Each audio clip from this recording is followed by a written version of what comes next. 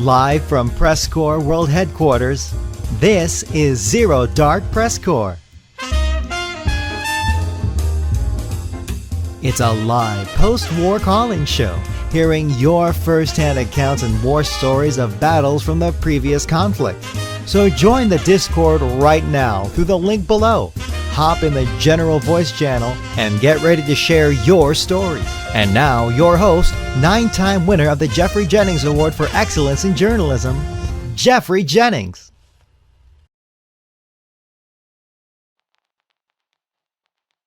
All right, welcome to Zero Dark PressCorps, everyone. Let's see if be able to putting on the.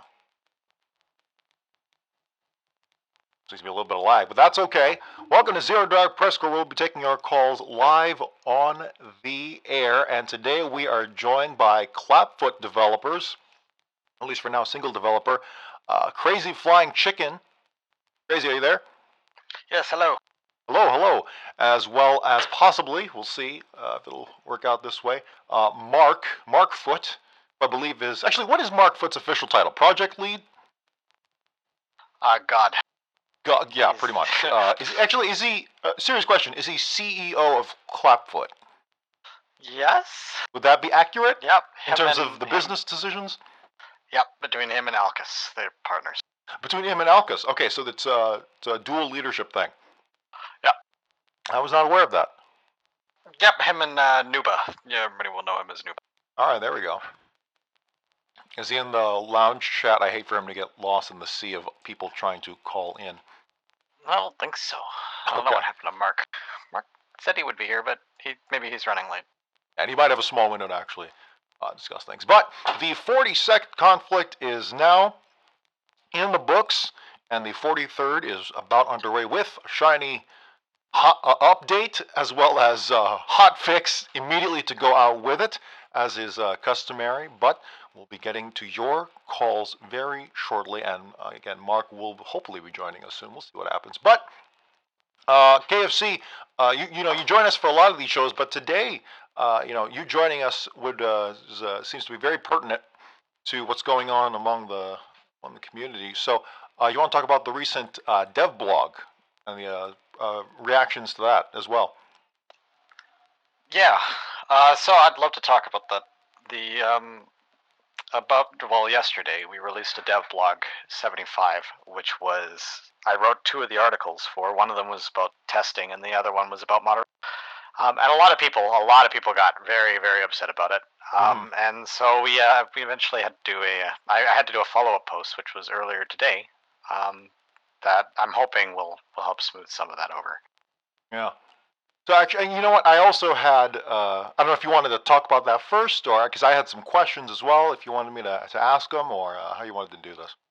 Yeah, absolutely. So here's the thing, though.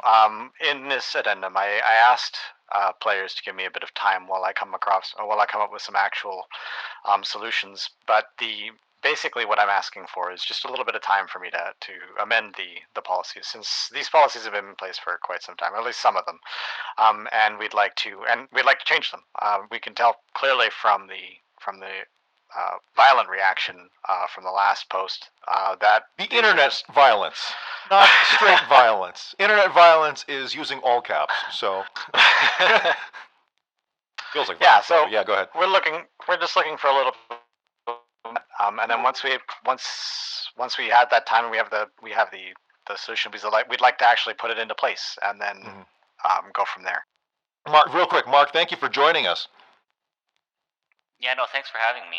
Absolutely, always. Well, we were about to go into KFC's kind of addendums or additions to the dev blog, particularly about moderation. I don't know if maybe you had something to talk about that as well. I'll let KFC go first on this.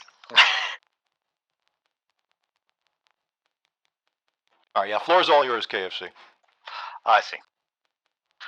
Yeah, so I wanted to apologize to everybody for it. I feel like one of the biggest lessons that I took away from this first one from that blog 75 was, I think, to be a little less vague. I think a lot of people took a lot of people took it for a lot of different, and I think in the end there was a couple of points that were hard to read or really hard to get to the bottom of, and without a clear response to it, I think it was impossible for us to really get through to the core issues. But I think ultimately it helped us. It helped us to narrow down the grievances. It helped us to narrow. Well, you know what? It helped put into clarity exactly what the perspective of the players that they had against the moderation team or the moderation policy. And I think that it helped me a lot to be able to see exactly what about the dev blog was so controversial. Yeah. Hot button. All right, yeah, go for it.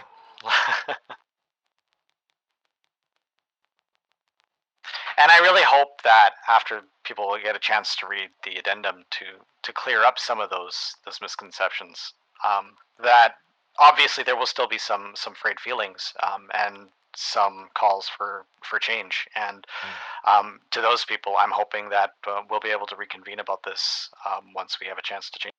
Yeah. So do we want to go into questions now real quick? Yeah, sure. If you wanted to read your addendum. All right. Well, we'll just go into questions since I think a lot of them will touch on, I think, what you had written. And Mark, again, please. Actually, this first one goes out to both of you, and Mark, feel free to jump in at any of them. How aware are the other developers on the moderating aspect of the game? How much input do the other developers put into the moderator policies? Or is it just KFC? Yeah, I don't know if you want to speak on that first. The other developers are aware of the policies. I am ultimately the one that puts it together. The one that steers the ship in regards to the moderator team. The developers have been aware of those policies, and they don't disagree with them. But when they do, they bring it up to me. Mm-hmm. All right, and I also have. So I guess in short, they're fully aware. I figure as much. And go ahead. And to be clear, this isn't just for moderation, but almost every single topic, every single feature that goes into the game, every single policy that we set. For the most part, most people are on the same page, but there's always people on the team that might have a differing view, and it's no different whether it's on moderation, whether it's on a feature that we're putting into the game. And I think it's important that it would be weird if people didn't have their own views. It'll be really strange. It'll be really strange to me because I don't think there's any group of people, any group of 14 you can take in the world, and they're gonna have their own views, right? So I wouldn't say that everybody thinks the same way in terms of the moderation policies, but at the end of the day, we all work as a team, and we'll all come together and be happy with where things land, even if at some point in the process someone did have a different view, right? Mm-hmm. Yeah, that makes sense. So yeah, this list of questions is kind of a compilation of grievances and reactions from all over the community, and I've kind of filtered them to be a little less emotionally charged. So we'll see if I represented well. But I'm gonna reference it back to what was written in the original post. So let's get to it. Quote: "The average Foxhole player only plays the game for about 20 hours. If you're one of those players with hundreds or thousands of hours, you aren't just in the extreme minority, you're an outlier.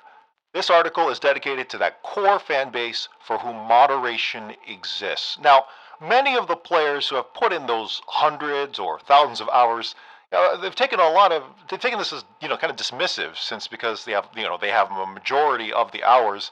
They thought of themselves as the core fan base, as opposed to the players who spend maybe 20 hours and then stop playing. Can you address this kind of general reaction?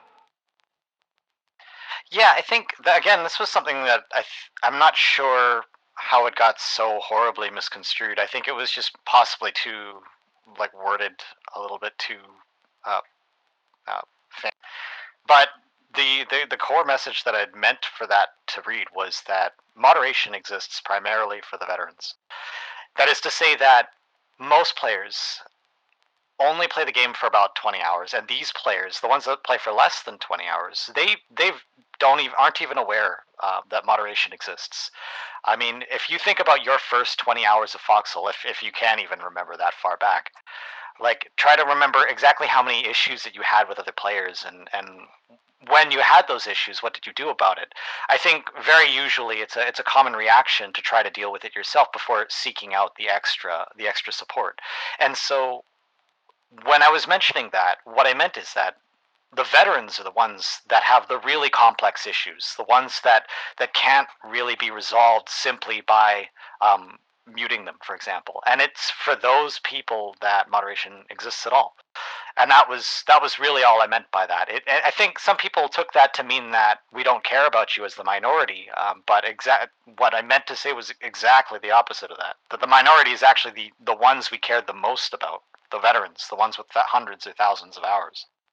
Yeah, just statistically, those who put in the thousands of hours are statistically an outlier compared to the, I don't know, thousands of others who maybe put in those 20 hours.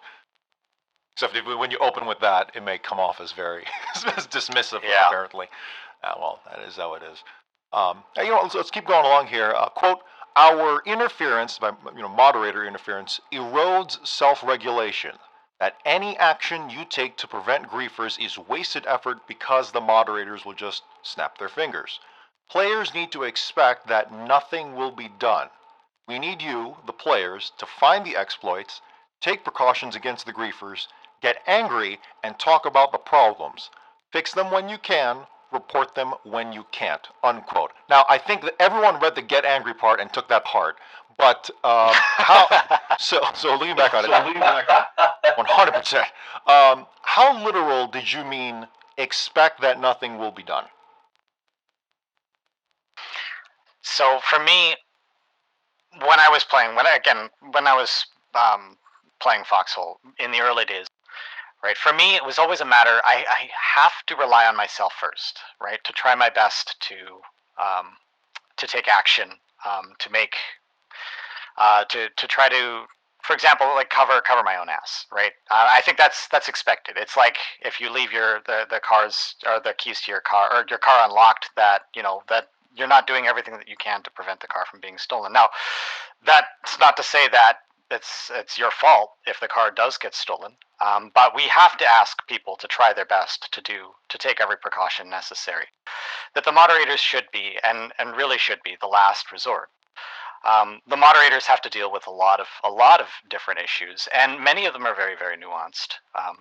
And I think that it's important that to recognize that if something has happened to you, that obviously you can report it to us, but also that you should be trying your best to give us a hand. By first, for example, if there's an issue with a griefer, we need a name, right? We need to know the name of somebody to investigate. We can't just get a mod mail that says, "Hey, somebody's griefing. Can you just come in and check Lockmore?" And we'll come and take a look, which happens frequently. Moderators will come in and take a look at Lockmore, but without a name, it's difficult to really isolate it. And so that's all we meant, was that we want to help you, but we need more. We need you to help us too. And there's not always a guarantee. I would think there's not always a guarantee that all your problems will be solved through the mod mail. Yeah.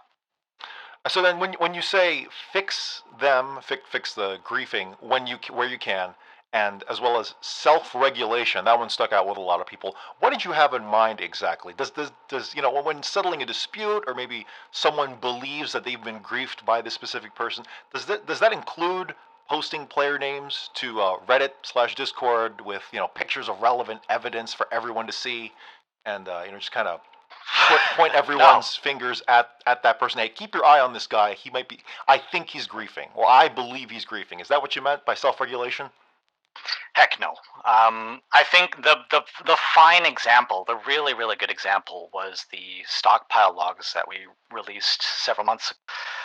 It might surprise a lot of people to learn that moderation in this game, or the number of griefing reports that came before that versus the griefing reports that came after that dropped very steeply.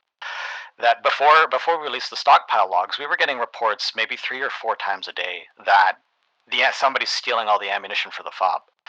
I'm not kidding. It was, the ammunition's all gone. Can you please look into this? There's obviously a thief. And without the understanding that actually if there's 40 people withdrawing ammunition from a fob, that the ammunition just disappears. And so with the stockpile logs that we implemented, it didn't actually make griefers go away. Griefers are still around. They find other ways around these systems, no doubt. But the self-regulation is that now, without even thinking about it, a lot of players will come in and they'll see it for themselves. If they suspect there's a cheater or they suspect there's somebody griefing them, naturally the first thing they're going to do is check those logs and see, hey, I see somebody here who's withdrawn a bunch of supplies. I think this person definitely looks like he might be a griefer. And with that, like I said before, you have a name and you can give us a name and we can take a look on our end to take a look if anything is going on. But giving you the power, basically giving the players the power to investigate these issues themselves, I think it has been the most powerful tool from the moderator's perspective ever. Reassuring the players that that there's an issue, or that there isn't an issue. Someone just asked in the chat, can we shoot griefers on site? Now, actually, I'll even preface that by asking. Actually, I can't read the name of who put that in. Darn my text. But can we shoot griefers on site? The first thing I would ask is, are you sure they're griefing? That's the first thing I'll ask. Like, maybe you think they're griefing, but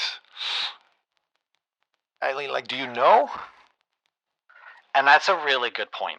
Honestly, I think that griefer, it's really easy for us to use a blanket term like griefer, and all of us have that person in our mind that's summoned. Ban the griefers. Make it. Attack. Let's get rid of all of the griefers. But the reality is that it's very, very, very rare that there's there's just somebody who's out there to kill you. It's very usual that there's always more than one side to the story, and it's very difficult for me to sort of to explain that without actually showing you an example, which was that whole the truck thief conundrum. That's a real problem that happens all the time. It actually happens. That was the root problem that we used to use as sort of like a gauge for like how moderation is supposed to look. Why and then until we added the vehicle locks. Now you can't actually steal. Like, this problem actually doesn't exist anymore, which is why I used it, because I didn't want to give real life examples of ways you can grief the team that actually worked. Right.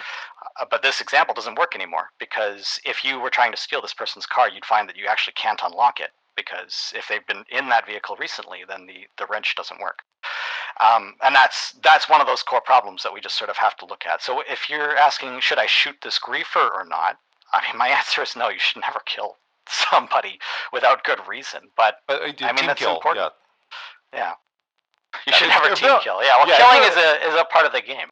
Yeah, if they're on the opposing side, just go for it. War crimes, that's not my purview. Oh wait, I'm a journalist. But anyway, if they're on the opposing side, then we kind of need you to do that. So we Don't appreciate hesitate. it. But if they're on your team, no, don't. Yeah. All right. So let's get into the one that really struck a chord with everyone, and that was the couple of paragraphs about those specific examples you gave. And I understand you had to be vague so as not to disclose names because we don't want witch hunts. But this was about a situation involving an alt account, someone who was using an alt account. So, quote, he was a veteran of the game for over a year and a dear friend and dedicated fan of the game. And if this group of players, or I should say those who were calling for a permanent ban, had known the true identity of this player and heard his rationale for the behavior, they would have advocated leniency. And then but I would like to accentuate this, and you wrote immediately after, this player was banned, but not permanently. So I think I want to accentuate how, punishment was given, but it wasn't a permanent ban. Now, even then, a lot of people, were concerned, pointing to the lack of a permanent ban or something, the fact that they were guilty in this sense, but you still didn't issue a permanent ban. This is a form of favoritism, at least that's what they were saying. And that regardless of who it was, these people, they would have advocated, they would not have advocated leniency. Many believe that because your policies are so lenient on griefers, at least in comparison to other MMOs, they are effectively protecting griefers. These policies are protecting griefers and encouraging future griefing. Do you agree with that assessment? I see that perspective. I definitely don't agree with. I don't disagree with it. It's hard to agree with it, but let's be clear here. The main point of this whole addendum was that basically I need to recognize when I've made a mistake, and I think that I feel strongly that there is a mistake here, because otherwise so many people wouldn't be upset. And so we need to take a really close look at these policies and then change what they are, so that we have a more in line moderation policy that fits with the veteran community of which it's supposed to service. Now, the addendum itself addresses this concern because I think, again, there was some misreading of this line, and that people seem to think that we were being lenient for our friends, which is not what we meant. All that we meant here was that we always try to look at each person like a real person. It's not just a number. They're not just a griefer. That they're a real person with feelings behind that keyboard, and that some players, even if they did do something very wrong, they're still people. They're friends of ours. Not me specifically, not the mod team specifically, but maybe friends of yours. And that these people, just like those friends, you would listen to them. You would hear them out, hear their side of the story. Just like in any justice system, you want the innocent or the guilty party to at least be able to defend their case. And in this case, we talked to them personally. We actually spoke to them directly to find out what was going on, because their behavior from this was so out of line from what they normally did that we were actually concerned that maybe somebody had stolen their account. Like, this is how far out of line their actions were. And when we talked to them, obviously that wasn't the case, so we had to ban them. And honestly, it hasn't been a problem from this person. This issue hasn't resurfaced. Yeah, but coming around back to worries about trust and the feeling of safety from griefers, and the potential that if you don't bring the hammer down on the person, they might you are effectively inviting future griefing, because they know, well, yeah, maybe I'll get a stern talking from KFC and I'll get banned for a few weeks, maybe a month, but just wait a few months, and then I'll be able to affect that war, and I can grief then. And it's assuming the worst of intentions, but there is that concern there. What do you have to say to that? I think it's a legitimate concern, and I think let's review the policy. Not just review it, let's change it. If people feel strongly that for example, issuing permanent bans is going to be a way to subvert these players from acting this way, then maybe we should give that a try. I've strongly advocated against it from my own personal experience, but I feel like, honestly, if everybody feels like they really want to see it as a possible deterrent, then maybe let's give it a shot and see what happens. Always in flux here. So then, actually, this one stuck out to me, this quick line here. Quote, "That being said," and you actually close the section with this, "that being said, we have issued permanent bans before," unquote. Without implicating anyone in particular, of course, what were the actions that were taken by this person that warranted the rare actual permanent ban? What did they do? If you can even say, sure. Basic in very, very simple terms, hacking. So just straight up hacking. It was a hacker. Going full Matrix. Not appreciate what he was. Yeah, it was full on Neo. Okay, but how often do you see that though? We've seen cheaters before. We've had to ban people for cheating in the past, but we've taken precautions against it. There's actually a couple of threads out there suggesting that it's fairly easy to hack Foxhole, but I think Mark will be able to elaborate a little bit more on that, but it's not as easy as people. Yeah. And you know what, real quick, I also want to close this out because I know Mark wanted to get the logistics, and I don't know how much time he had. But about the moderator team itself, it is an all-volunteer moderator team. Um, you know, what powers do they have, and what are their kind of rules of engagement when handling reports and arguments? Again, we're going to go right back to the drawing board with it. Up until this point, over the last year or so, it's largely been me holding them back and just saying, we need to basically created a list of policies that hopefully will, I hope, would create a fair environment and a positive one for people to play the game. But obviously, we need to change that. So maybe we just need less holds barred on these moderators, and we just need to start taking more action. So we'll stay tuned for that. Give me, like I said in the addendum, give me 2 weeks. Give me a chance to actually talk to the moderator team about the tool or about the policies they'd like to see, so that they can action the problems that they want to action, and we'll see where that takes us. In 2 weeks, we'll return to you guys because I don't like leaving things with innocuous random points. I don't want to leave you guys with hollow promises. So we set a firm deadline for it, and we will come back and we will try our best to explain what changes we made in the best way we possibly can, without compromising the overall system. So you'll just have to wait for that. Yeah, I don't want to belabor this whole moderation thing too much, but I got to ask these questions to give some context.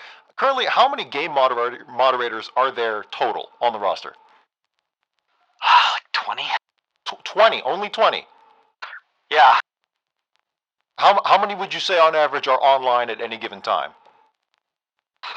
I'd say, actually actioning mod mails is hard to say because they Sure. do it sort of in their spare time. And there's also online, hours. Yeah. Online, like actually at their computer looking at Discord stuff. Yeah, maybe able not to actually do something. Probably about 3 or 4 Okay. at any given time in the Southeast Asian time zone. It's probably less. Yeah, that can fluctuate to maybe 1. And this one's actually been suggested a few times. Could there be ways to expand the moderator team beyond community volunteers? Could it be possible for Clapfoot to hire more developers whose job it is to be community oriented, kind of like you are, KFC, hiring more KFCs in effect? Is that even a possibility? Is that not a direction you want to go in? Yeah, it's always a possibility in the future. We've always, because Foxhole kind of started out as such like a community-based game. It was just a free game at the beginning. It wasn't even. It's very unusual. I don't think a lot of games start out just completely free, without any sort of like a commercial bent to it. Usually, games that are free, they start off with some sort of you can purchase founders, some sort of founder pack thing or some weird thing. But Foxhole literally started as you can go online and download an exe, right? And it sort of started with the community, and we got mods for the Discord, and if I remember back, naturally they just grew into mods for the game, and when we sort of wanted to, when the game when the game did become a commercial game, that's when we reached out to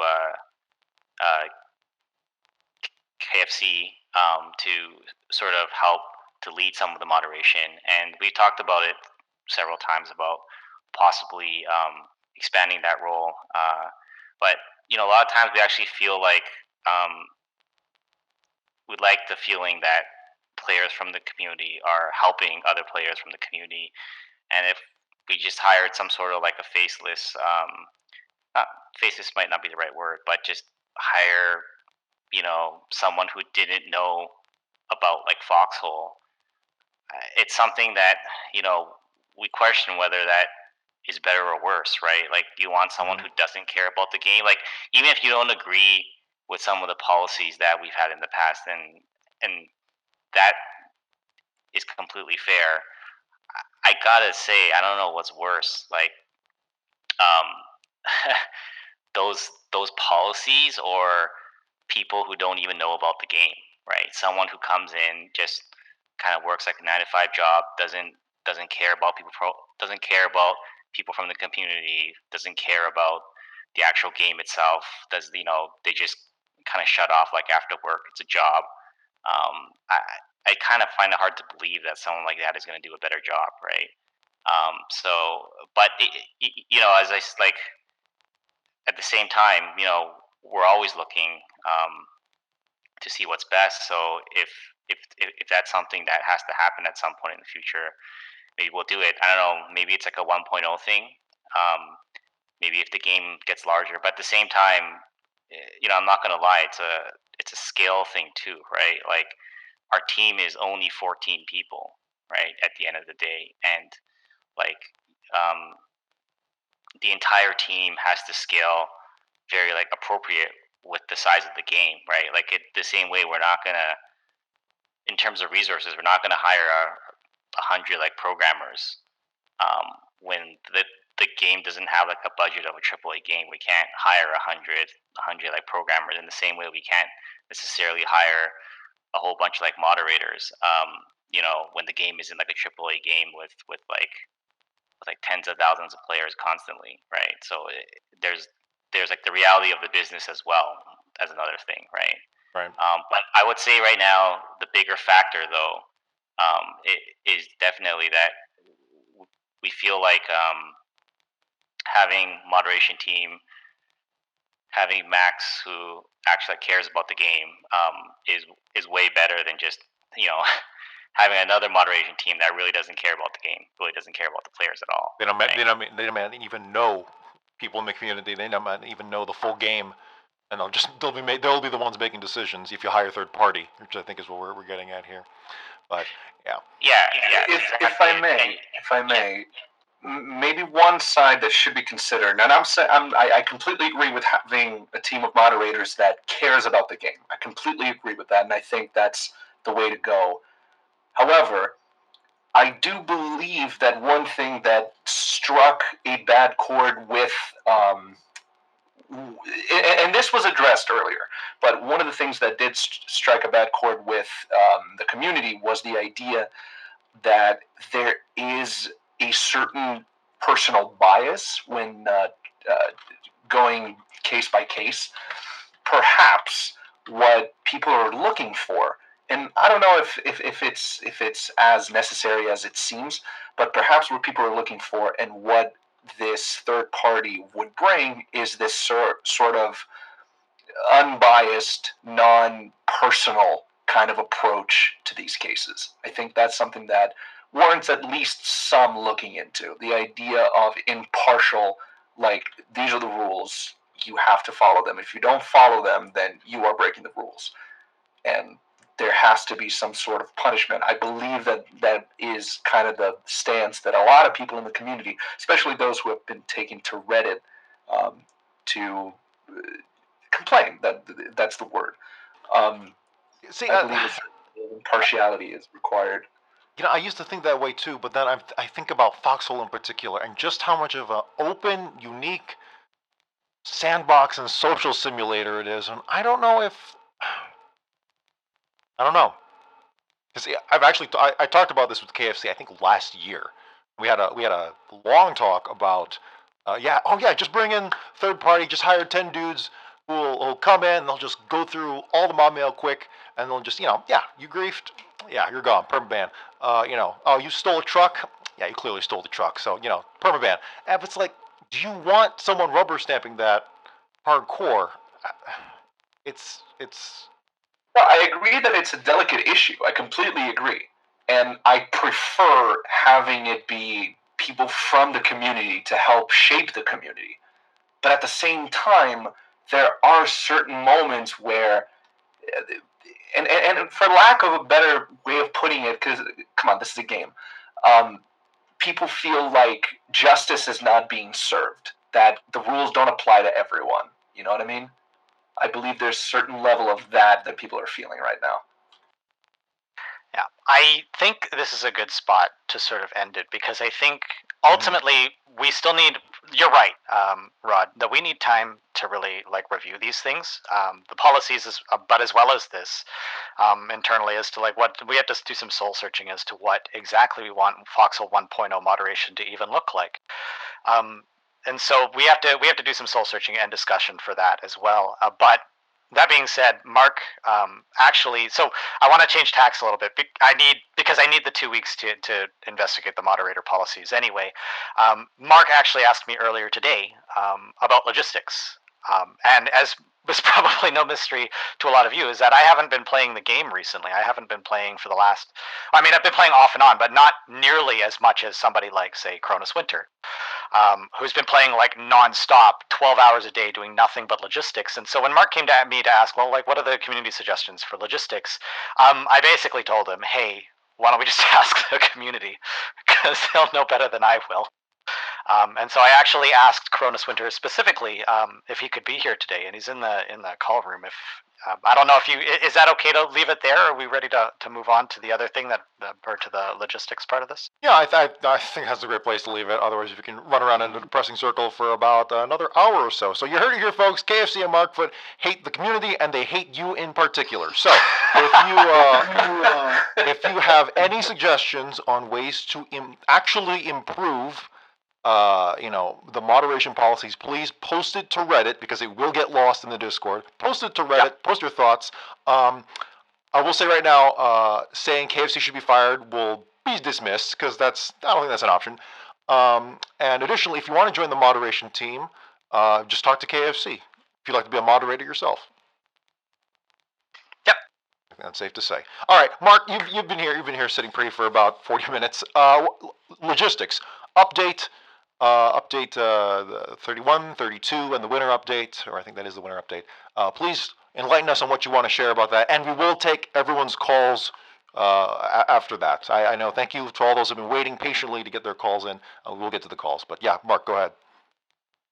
Yeah. So update 32.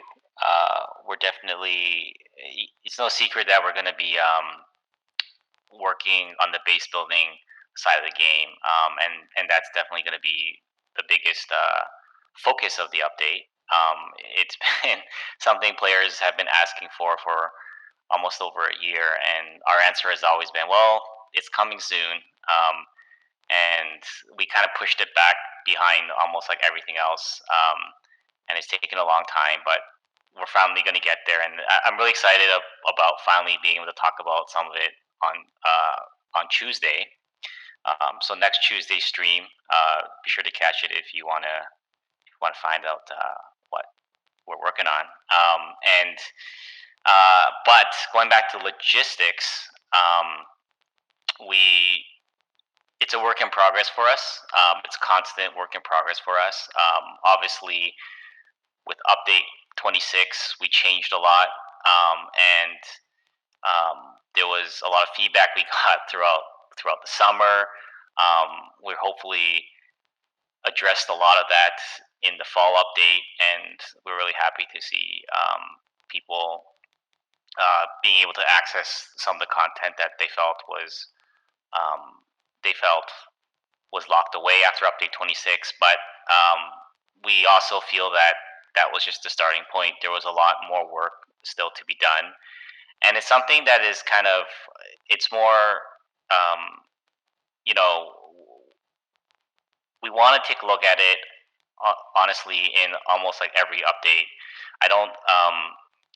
I think that it's something that is such a core part of the game, and it's something that I care about a lot, like personally, and because I feel like it's what makes the game special, and it's also the hardest part of the game to like design, if I have to be honest, because just to sort of go on a sidebar for 1 second, we've had this long journey of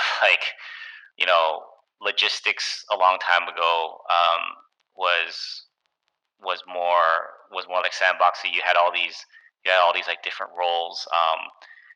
Your base wasn't in one place. You had to kind of travel to all these various places in the world to be able to do what you can do. And slowly we found that there was this forcing function from the community, from maybe not the community in general, but from a lot of players that sort of, we got a lot of feedback, which made us change the game to be a lot more like streamlined, where we pushed away from the sandboxiness, we pushed away from players doing all these different roles to like, okay, you just do everything in one place. It's very simple. You never run out of like resources, and it just became much more like dumbed down, right? Um, and then we realized this like early in the year, and we're like, you know what?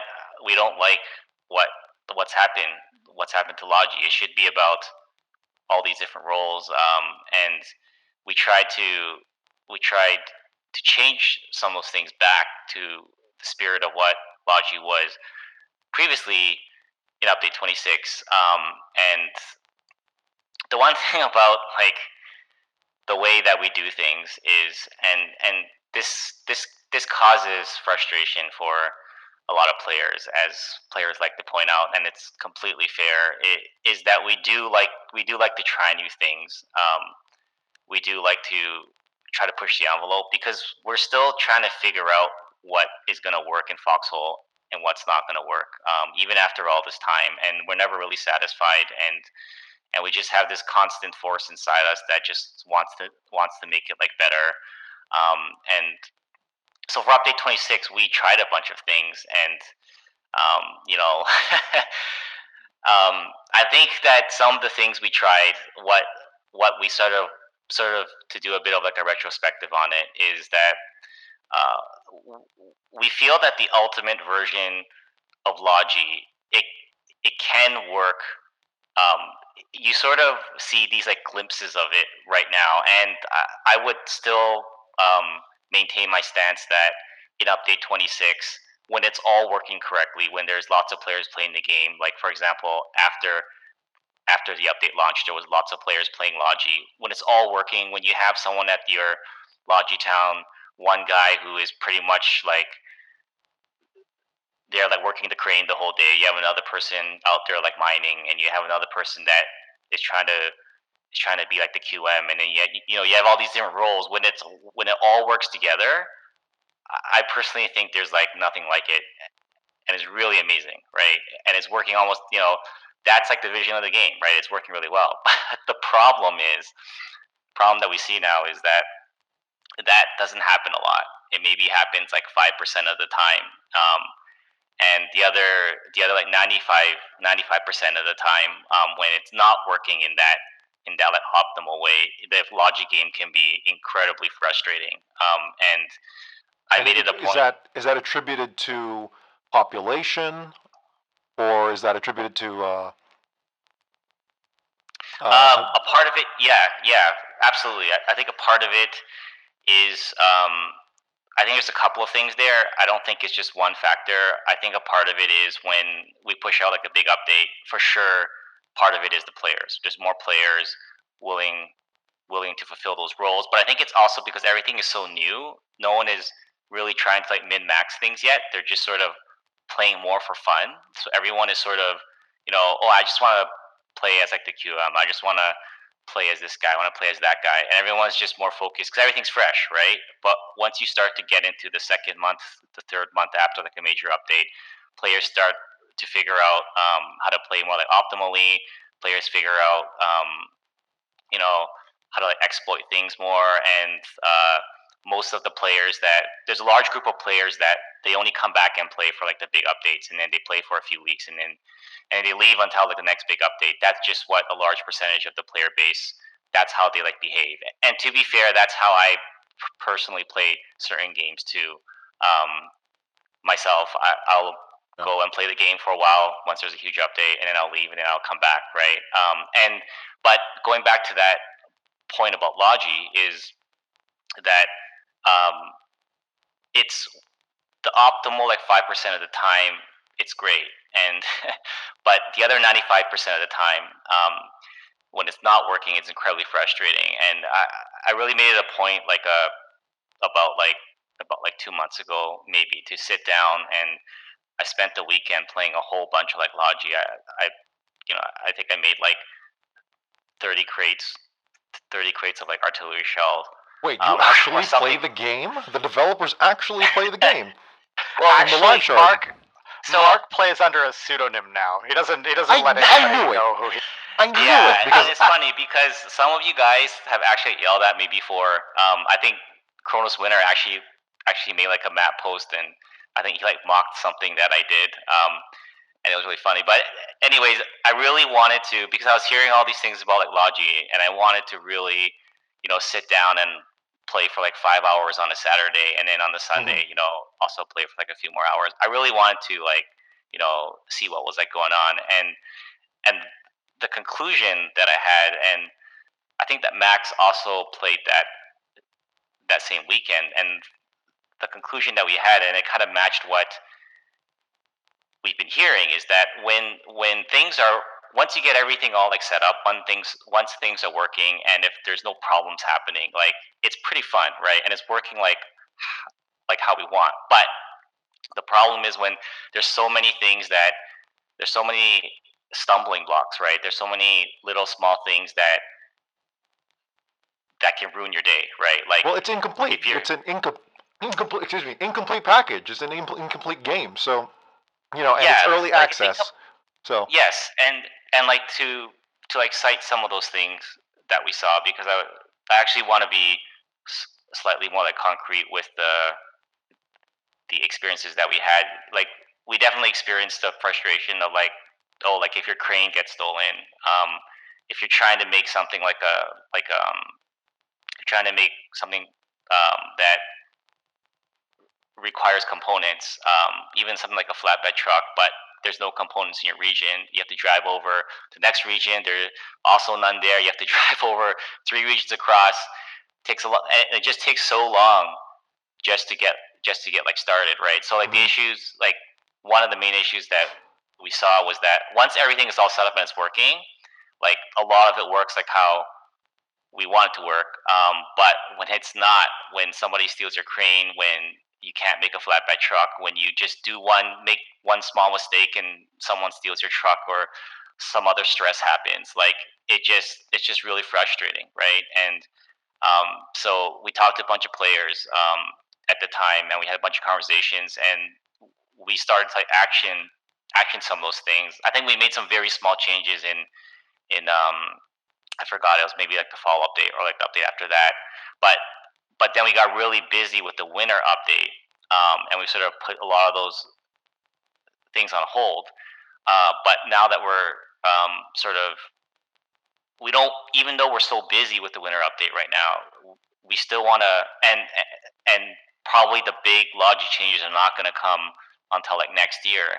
We still want to try to do what we can with the small stuff, right? So the feedback that specifically that we're looking for, is not right now, at least for like the winter update, is not huge like fundamental changes to the game, right? Because we hear about those all the time, but what we're looking for is more the smaller, more like concrete small changes that we can make to try to like eliminate some of those like stumbling blocks along the way, right? Like one perfect example is that the frustration of having to like drive a crane really far. That was a perfect example of something that we were able to change. So now you can make them at the towns. So things like that are things that we're interested in hearing now, that we can have a chance, as busy as we are right now with all the other stuff, have a chance of actioning for the winter update, even if it's only 2, 3, 4 things, 2, 3, 4 small things. But if those 2, 3, 4 small things can make things just even slightly less stressful for these Logi players, that's something that we're going to try to do. Yeah. And I think, and we'll close out with this because I know we want to get to our callers, but I will say, I think the one ace in the hole you have for being able to, quote unquote, get away with all this incomplete package that is, these updates trying to build something and then it falling apart, is early access. Is that title early access? As long as you have that title, at least I'm willing to forgive a majority of how, sometimes things don't always pan out. Yeah, you play for a week, maybe a couple weeks, and then after that kind of fall off the game. Would it be safe to say that once the game actually goes version 1.0, people should expect a complete package? And and a full game where all these things are hoped to be solved. It's well, Okay. So, like early access, it will be. Okay, I guess there's a few things there that I want to say. Like, Sure. one is for sure, like early access is supposed to work that way, but we found that it doesn't always work that way because a lot of players, they want more stability. They want stability more than they want things to be new, right? Like they don't want to try new things. There's people who still want the game to be a single server with only like 32 players on it for some reason. There are players out there that want that. But I don't know if you can. I don't know if you can serve those people, right? Yeah, so we can't, right? And ultimately, like, I know that some people think that, like we care about more about our like vision than we do about like these other things. And when I hear that, I'm like, I'm sorry, but that is true, right? And I have no shame in that because you have to be following something, right? Whether it's like your gut feeling, like what you believe in. If you're not following anything, what are you doing, right? Like, what are you doing? Like, you have to have like a direction. If you don't, I don't know what I'm going to go in every day to work and like say to the team. I don't know what features we're going to work on. I don't know what we're going to fix. I don't know what like you need to. That's such a to me. Like, I think there's a lot of things that I hear where I'm like, that's fair, but that specific like comment, it's just very strange to me because you got to follow something. If you don't like that, we call that thing like a vision. You can change it to something else, right? But like, if there wasn't that vision, we would not even be like sitting here, right? Right. I don't think a lot of people would even like this game to begin with because it's such a unique, such a unique thing that no one else is really doing right now. So that's how I forgive you. That's how I let you guys get away with it. No. Well, thank you. And sorry, like if I made that second part with like the 1.0 thing, I think that like I don't think we're gonna please everyone at 1.0. Oh, you won't. Like, you absolutely won't. But what is what does it take to get to 1.0? Can you even answer that question? Yeah, so I think that we definitely need to improve like the new player experience, right? I think there's a lot of stuff missing there. I think we have to improve a lot of the things that is not explained to new players, and I think we have to do a lot of work in fixing a lot of the bugs that they're not necessarily like the game breaking bugs, but just the small things, right? We sort of right now we're more comfortable with saying, okay, we're not going to fix this small thing that maybe it's a little bit like annoying, but it's not really like impacting the game. That's the kind of stuff that we definitely want to like resolve.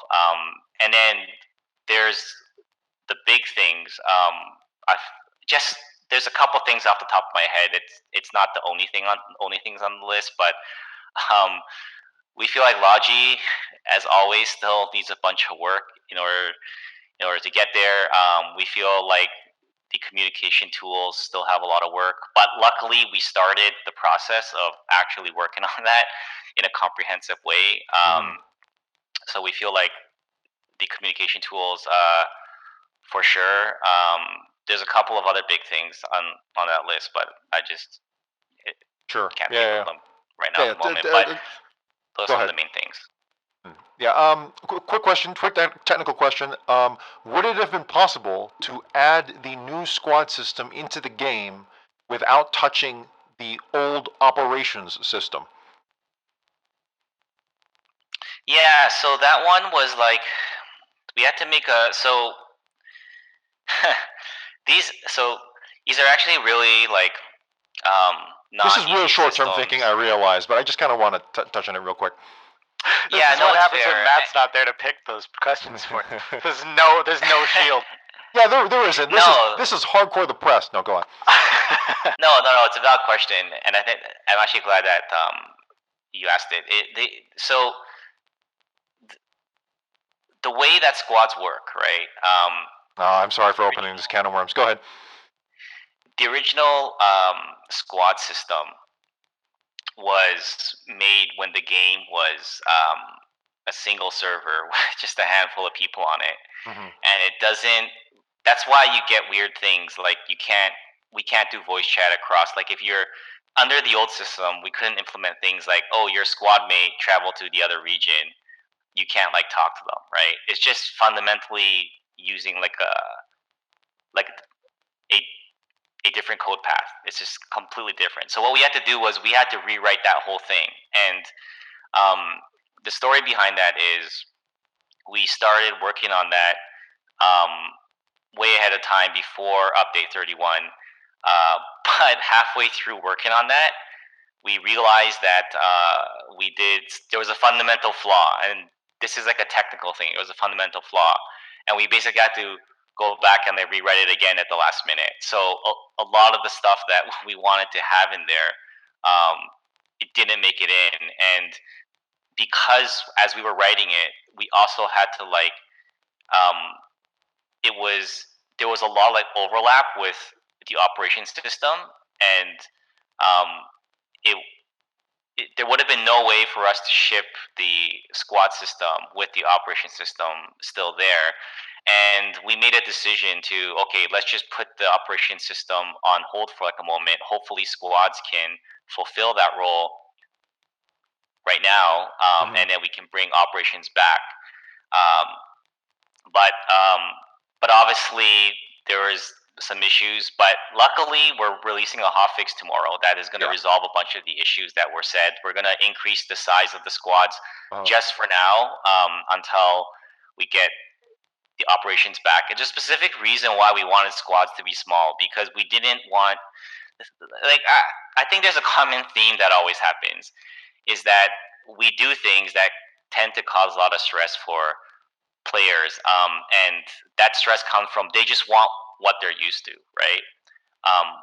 They probably see squads as this is the way that we can lock our vehicles, and then now suddenly a large clan with 50 people aren't able to like share a lock, as an example, right? But the thing is, squads was never meant to just be a system where you share locks. Squads is meant for you to actually work with your squad, so you can talk to them when you're in combat, right? And you're not going to talk to 50 people when you're in combat. I don't think that makes any sense, right? But the issue is that, okay, now they can't lock their vehicles with a group of 50 people. So what we're going to do is we're going to raise that limit back for now, right?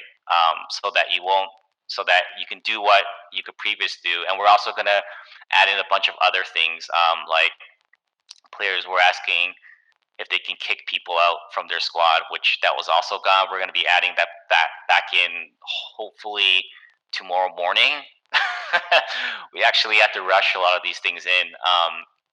And so that's kind of the story behind there. And maybe we should have waited, but going back to why we wanted it out there, because we find with these squad tools, like really, it's very hard for us to figure out on our own how they should work, right?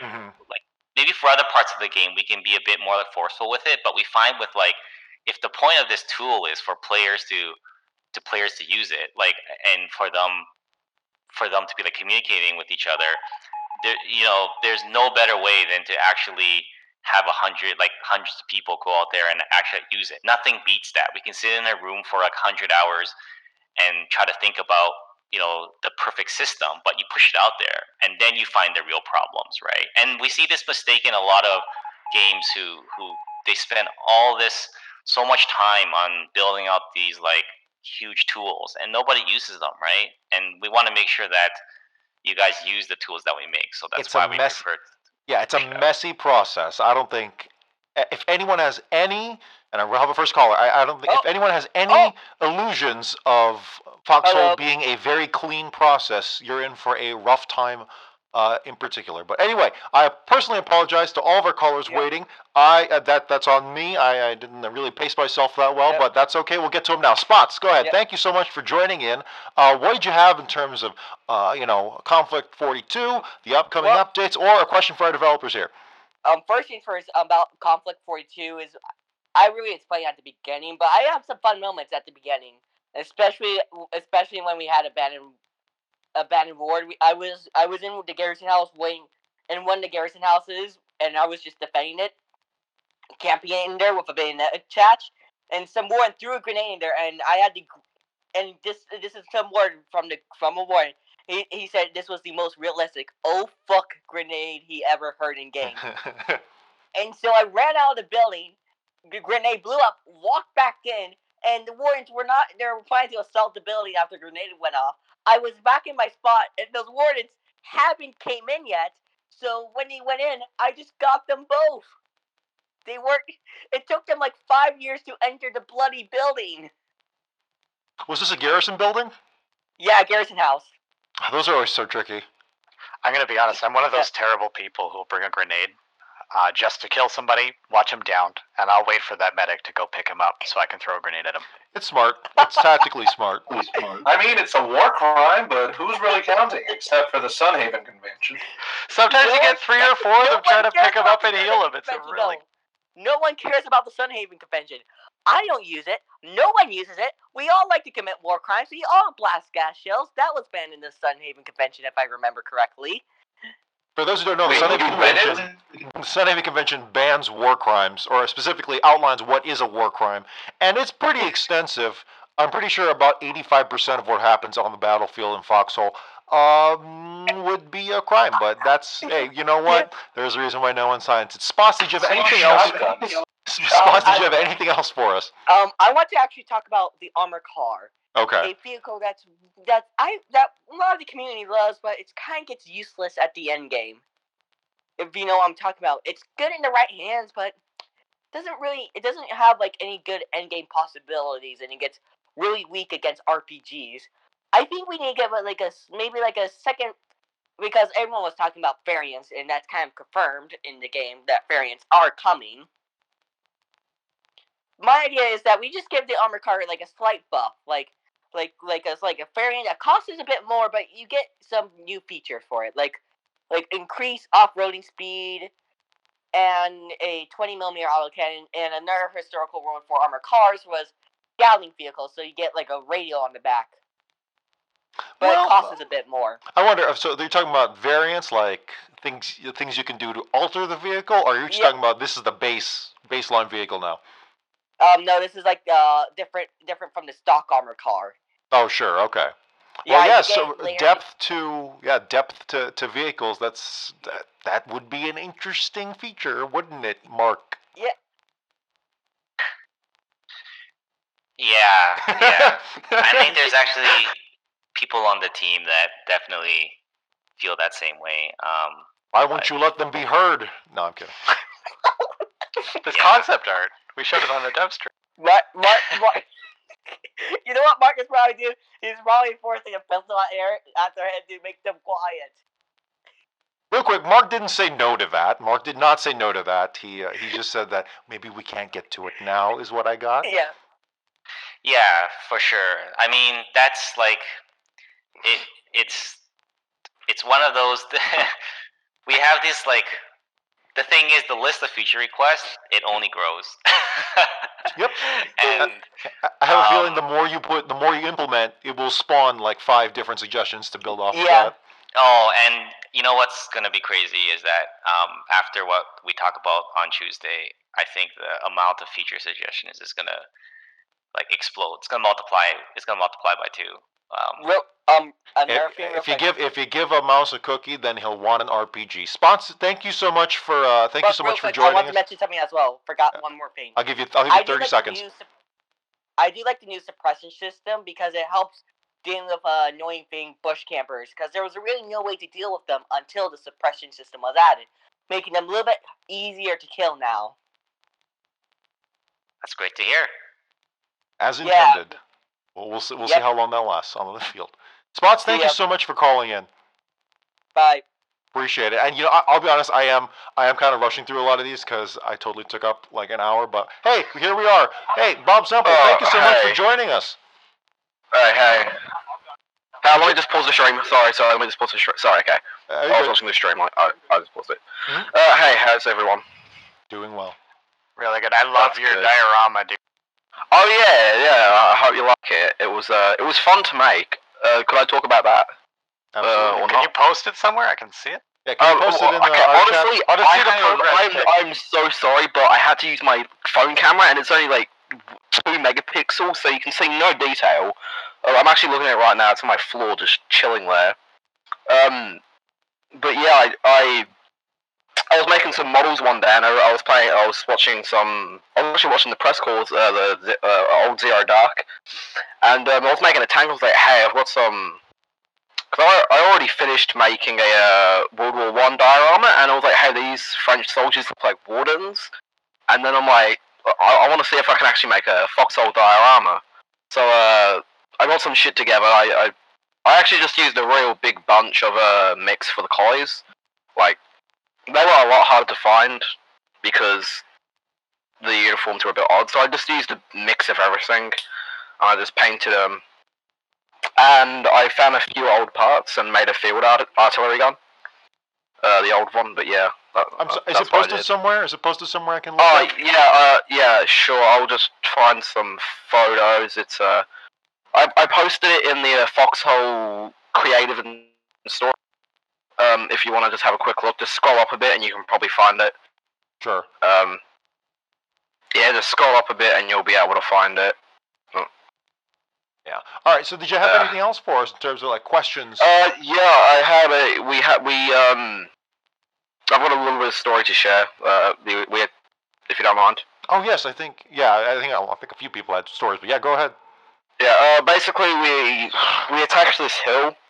It was late war. It was only 2 days before the end of the war, roundabout. And we had this one tank, and I remember it was just completely memeing, going around in circles, shooting the enemy FOB. I don't know what the tank driver was smoking, but yeah, it was interesting to see.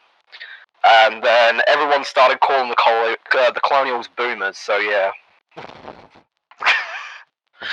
And then I recorded it, and we just called it the Attack of Boomer Hill. But yeah. So that's what I mostly did this war. Apart from memeing and making that model, that's what I've pretty much done.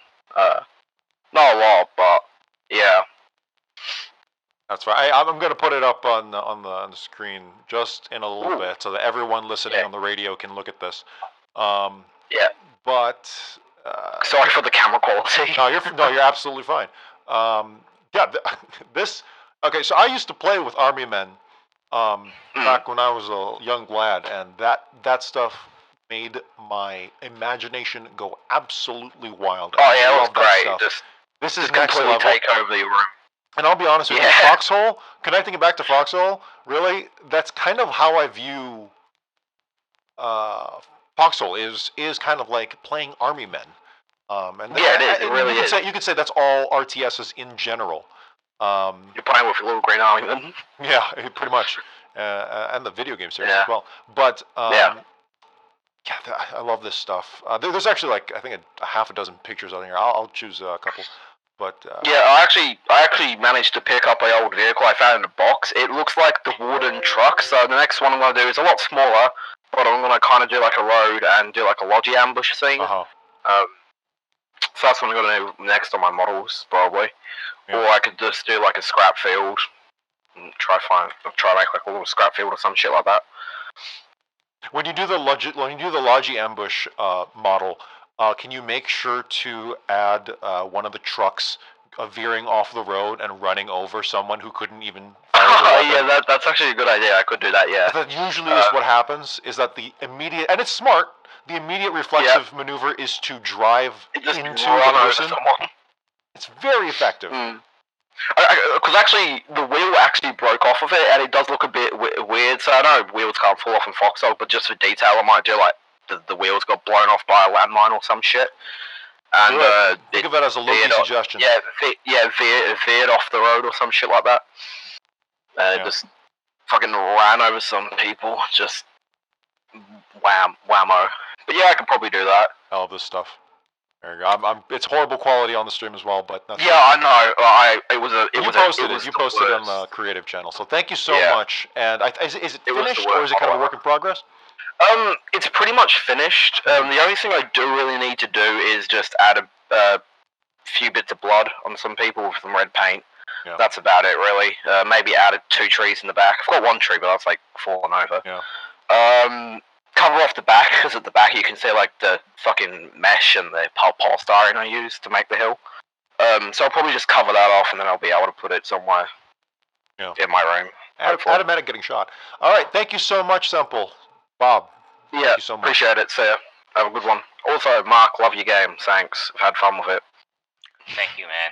We had fun with it, with these new moderator policies. I don't think that, no. It's my favourite game, so yeah, thanks. Anyway, have a good one, lads. Yeah.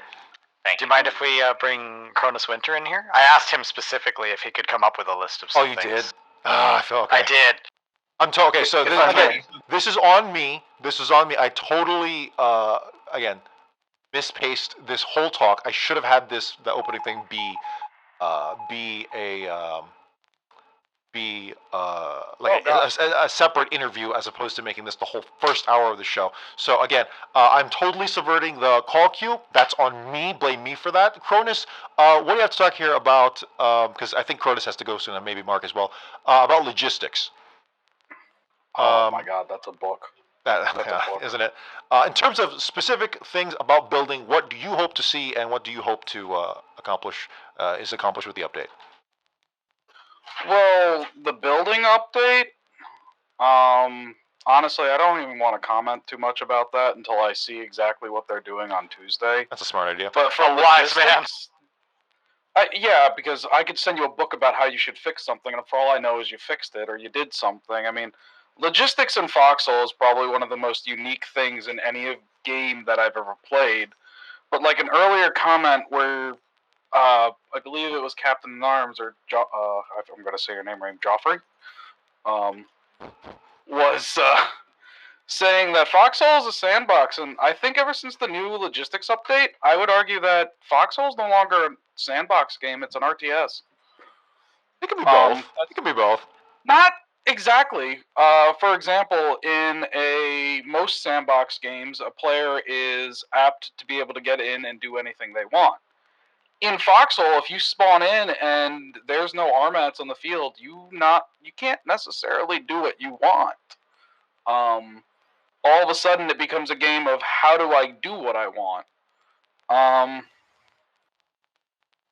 mean, Mark, what are some of the biggest things from doing logistics that sticks out in your head that you think is a player issue? I mean, I also have like a novel for that. Yeah, exactly. Yeah, it's a lot, and like this is like logistics is I think one of the hardest things for us because, as you said at the beginning, no other game is doing this, so we don't have a blueprint to follow, and like there's no battle royale formula to follow. Yeah, and if you want to know how, so the whole game was pretty much like such a core part of the game was founded on how Logi works, because we basically, when we made the first map, this is after the combat prototype, right? So this is when we actually were, okay, this is going to be somewhat of like a real game. It's no longer just like a test. We literally planned the whole thing around the logistics game. But we said, okay, the towns have to be like this far from each other, because there has to be a feeling like you are delivering supplies from one town to like the next, right? And then we said, okay, everything in the game has to be made by a player, right? It doesn't matter if it's a gun, if it's your spawn. You know, it was very simple at the beginning. It just started off as, okay, if you want a gun here at this town, someone has to make it at the other town, and then they have to make a truck. They have to drive those weapons out to like the other town. That's kind of how it started, and it just kept getting more and more like complicated from that point forward.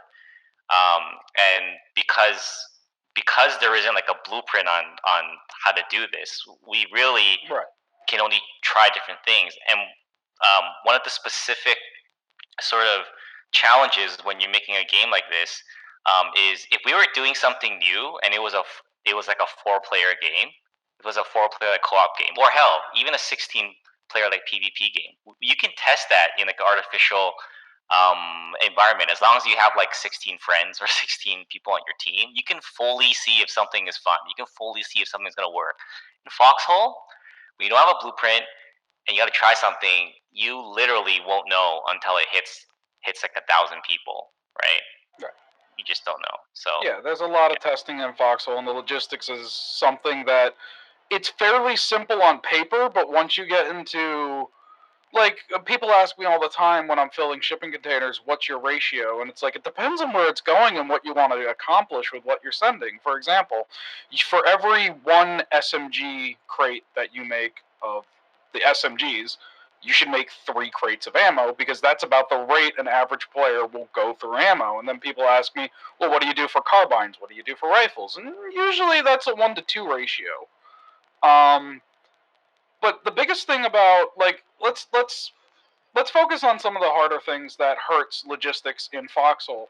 You remember how at the beginning of the war? Before you jump into that, I wanted to ask you a question. Oh yeah, go for it. So I've been reading the subreddit, and there's a lot of posts out there that cite logistics as the reason some people quit the game. I think it's a little bit harsh to go that far, but I mean, the sentiment is there, and that those people are obviously upset. What would you say? I don't know if you've been reading those, but what would you say? And those, what would you say the reasons are that that they like? What about logistics is it that you think that caused those players to quit the game? And maybe this is something you guys might want to like chime in on chat as well. Yeah, well, I'm a prime example why logistics in Foxhole is not good for an average player. It's such a time-consuming, unrewarding system that it takes some sort of insane person who hates himself to run a coordinated effort like I do. So yeah, it's a tedious game of whether or not you're able to find enough stuff to do and enough people to help you to do what I do, driving in circles. Building a shipping container is a pain in the butt. Building a truck is a pain in the butt. Farming is a pain in the butt. Now, if you can get somebody who's insane enough to sit there and build 40 shipping containers, I have people who do that for me. Troll Dad, somebody you'll see in game, if he's around, I'll say, hey, could you build me a couple of shipping containers? He'll build 20 or 30 at a time for me. Do you remember that mess we made in Westgate when the Colonials won a war? That was one person, Easy 42. He built 100 trucks in 3 hours. And then we won the war and we couldn't use them, so we just made a giant mess of Westgate. But if you can find these people who are willing to dedicate doing one thing monotonously over and over again, logistics gets a lot easier. But for an average player who wants to log on, grab their tank, drive to the front, hopefully use it before they get blown up, yeah, I can see why logistics made them quit, especially, like, in the last war, I had a nightmare just getting enough BMATs to keep up with the amount of stuff I was making with 2 factories. Real quick. So you cite these examples of commendable individuals who put in a lot of time into making all these things. My first question is, this goes out to the devs as well. Should we be expecting? Should that be the norm that people should be making this many things at one time by themselves? Is that intended? No, it's not. It's the whole system. So this is the issue that I was talking about previously. The reason, and you can like correct me if I'm wrong on this, guys, but I sense that the reason where a lot of the stress is actually coming from is the fact that we designed the game, so specifically the Logi game in update 26, such that you have to work with other people, because that was like the biggest complaint that we saw, was that you don't have to work with anyone else anymore when you're doing Logi. And people were citing the old Foxhole where you had to work with someone else, where you were like the QM and you have to work with the miner and you have to work with this guy and that guy. So we specifically built this new Logi game where the whole game was like based around that. And like I said, when it works, right, when people are playing these roles, it seems to work well. But a lot of times when it doesn't, and you're just trying to get something done, you're just trying to, if you're trying to like win the war and these roles aren't there, it's incredibly frustrating, because you have to do all these different things. You have to do all these different things on your own, because the game was made that way. But then the game was not made that way. So you ended up having to play the game in this really weird way where you have to go around and do all these different things that you're not meant to do on your own, right? I don't know if you find if that's an accurate assessment, Kronos. That's I see. Here's the problem. I've only played Foxhole since update 26.26 because honestly, before it, I probably would have been bored with the old Logi system. I love scarcity of resources, but scarcity of resources it's almost impossible unless you're somebody like me who had all the time in the world to play the game. Like before a lot of Logi players on my side, which the Colonial side, because I haven't played Warden yet, burned out. I had almost a 24-hour Logi crew. I remember one war in particular. I alone in my personal refinery, between 2 refineries, I had 20,000 RMATs. And that's when we still had the blueprints where you had to make 5 at a time, which I miss those. I really wish those came back. I think I made a record of like 25 light tanks. I made 10 gunboats. The amount of freighters I made, and the amount of flatbeds, which I still have a complaint about that because overall, the Foxhole Logi system favors greedy players. And a greedy player is not necessarily a bad person. It is a person who has joined Foxhole. They see something like, my biggest example here is the armored car. They see an armored car, they think, I want to play in a tank, and it's great fun. They grab the armored car, and they decide, hey, I'm going to put this armored car on a flatbed because it fits, because it's faster, and I can get to the front faster. This player has no consideration towards whether or not we need the flatbed, whether or not we needed those RMATs, or what is... It's hard to say to a player who's trying to enjoy the game, hey, we don't go have fun because we need those for something else, you know? That's the problem with scarcity of resources. Now, if you had someone who their basic full-time job was to sit in front of the factory refinery and say, no, you can't do that, and take away those RMATs from the person, then, that's just life. Like I've had players who just go into the factories, and if there's RMATs there, they go, this is mine now, and it's like, well, I guess we don't need those mortar tubes or RPGs anymore. See, that's the thing, is there's ways to correct the system, but what way is correct for Foxhole? Do you have specific suggestions in mind? I've already Nuba wanted to talk to me about this because I was very adamant about adding a market system to Foxhole, which I say market, but it's more like a trade system, trade for labor, because the problem with adding anything to Foxhole is, how do you stop a player who's greedy versus a player who just wants to help?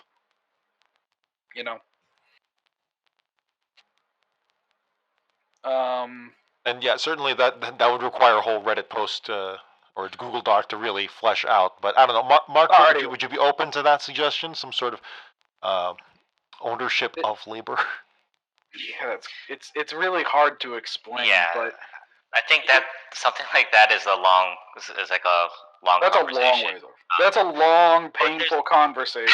But there's actually a more, if you don't mind, there's actually a more simpler question that I have that's related to what you were talking about earlier. You're talking about the amount of time it takes to do certain things. So basically the grind. And you're saying how only someone like you, who you think is a rare type of personality, would actually enjoy that type of grind, right? So you're sort of talking about the grind in a negative way, but then you're also saying that you personally like it. I guess on that spectrum, it's a challenge. It's a fun challenge. Because there's nothing like starting in Foxhole, and getting started with logistics it's a little painful if no one's willing to help.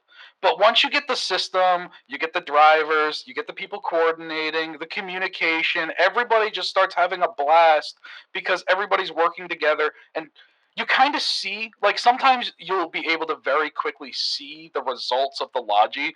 I will specifically designate shipping containers with 40 crates of howitzer shells, and it's funny to see that crate delivered, and then almost 20 to 30 minutes later, you're just seeing the green line move up. But then once you stop bringing the Logi, people just go, oh crap, and the line starts pulling back. Right. So, like, this is why,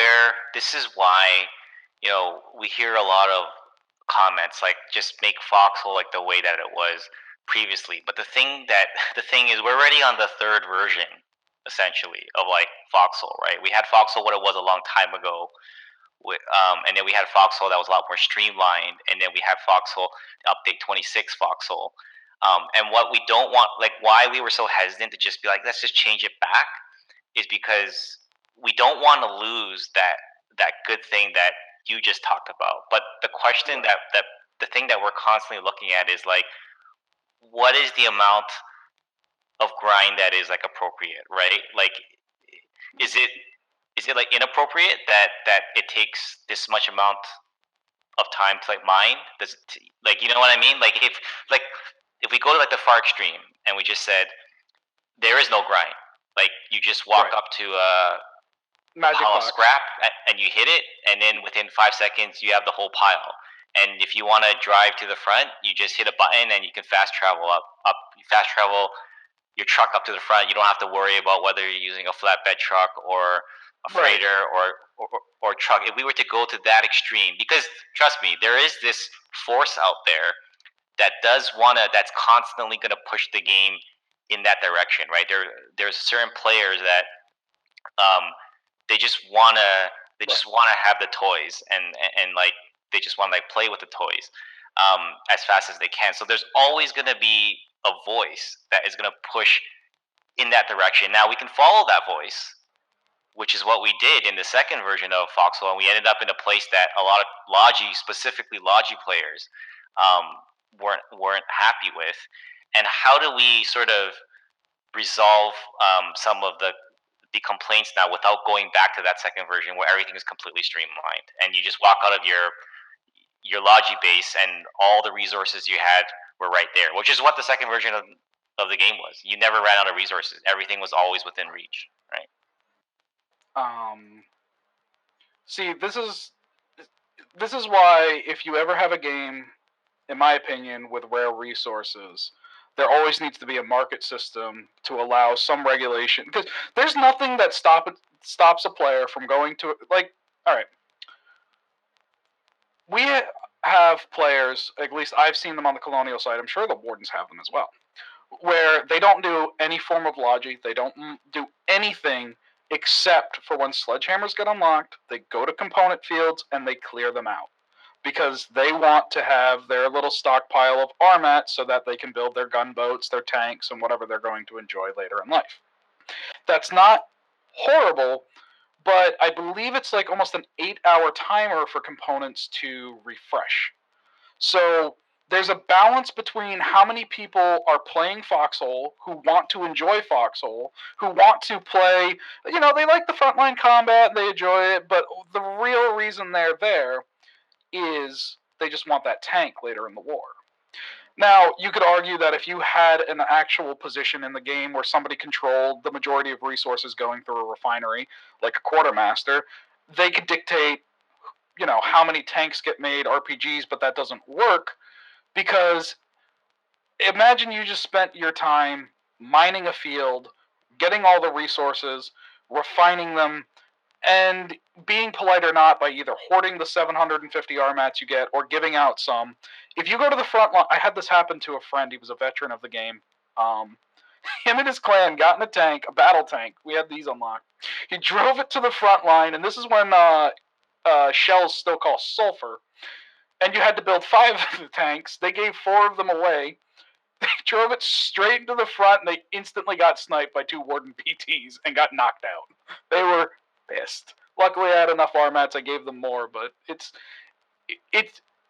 Foxhole is that game where you want these weapons to be like, oh my god, they're on the front. What do you do? But at the same time, if you just spent hours of your life grinding for these components, well, crap. How do you live with not live with yourself, but like how do you go back to a game where you spent hours to grind to get and then dead? And then, sometimes you'll log on and all the time I go to the front line and I remember I got so pissed. This player brought an RPG out. It was too heavy after walking almost halfway to the battlefield. He still had 3 RPG shells on him and he just drops it all on the ground. I picked it up and I blew him up.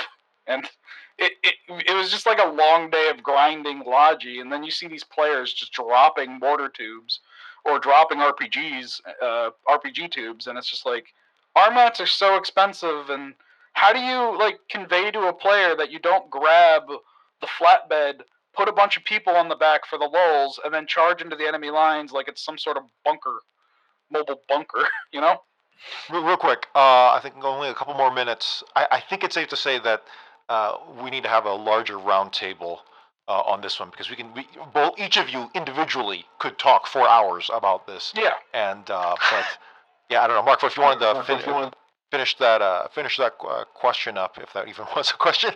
But I don't know what it was anymore. It started off as a question, and we just sort of ended up in this. That's fine. Place. I'm not Mess. sure. If I may, there's one thing that I wanted to bring up since it was a question by someone who put it on the call queue, and I kind of feel like it's a little unfair to not get to more of the questions that we had from people waiting. Yeah. Is that right, Geoffrey? Yeah. That's fine. Okay, so this question is from Patchouli. It starts with, "I'd like this to be read by broadcasters, if we don't mind," and I don't. The question goes, "I would like to ask Mark about the 2 big remaining logistics issues, item pulling times and driving times. If those 2 are solved, I would say Logi would be as close to feature complete as we can get at this stage. From item pulling times, the short-term fix would be to reduce pulling times on soldier supplies and garrison supply crates, or even let unpacked soldier supplies crates without submitting.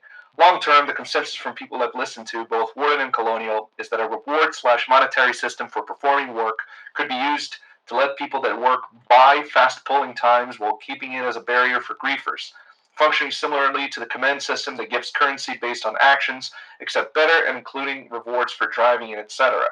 For truck driving times, the easiest measure would be increasing base truck speed, which is unchanged since single map days. But we also think better bulk transport in the form of larger resource containers, better river connectivity, and the mystery totally not trained vehicle of 2020 seem like good opportunities, and I'd like to hear thoughts on that." There's a lot there to unpack. I will say that it actually ties into what Cronus was saying, because Patchouli here specifically mentions some sort of maybe a reward/monetary system to help regulate the scarcity of resources and to better distribute that, or just make it feel more fair. And I think that's just another way of going about it. So yeah, Mark, if you want to speak to that again. Yeah, no, I do think that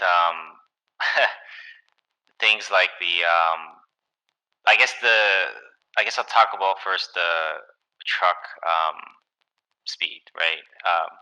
I think that's something where,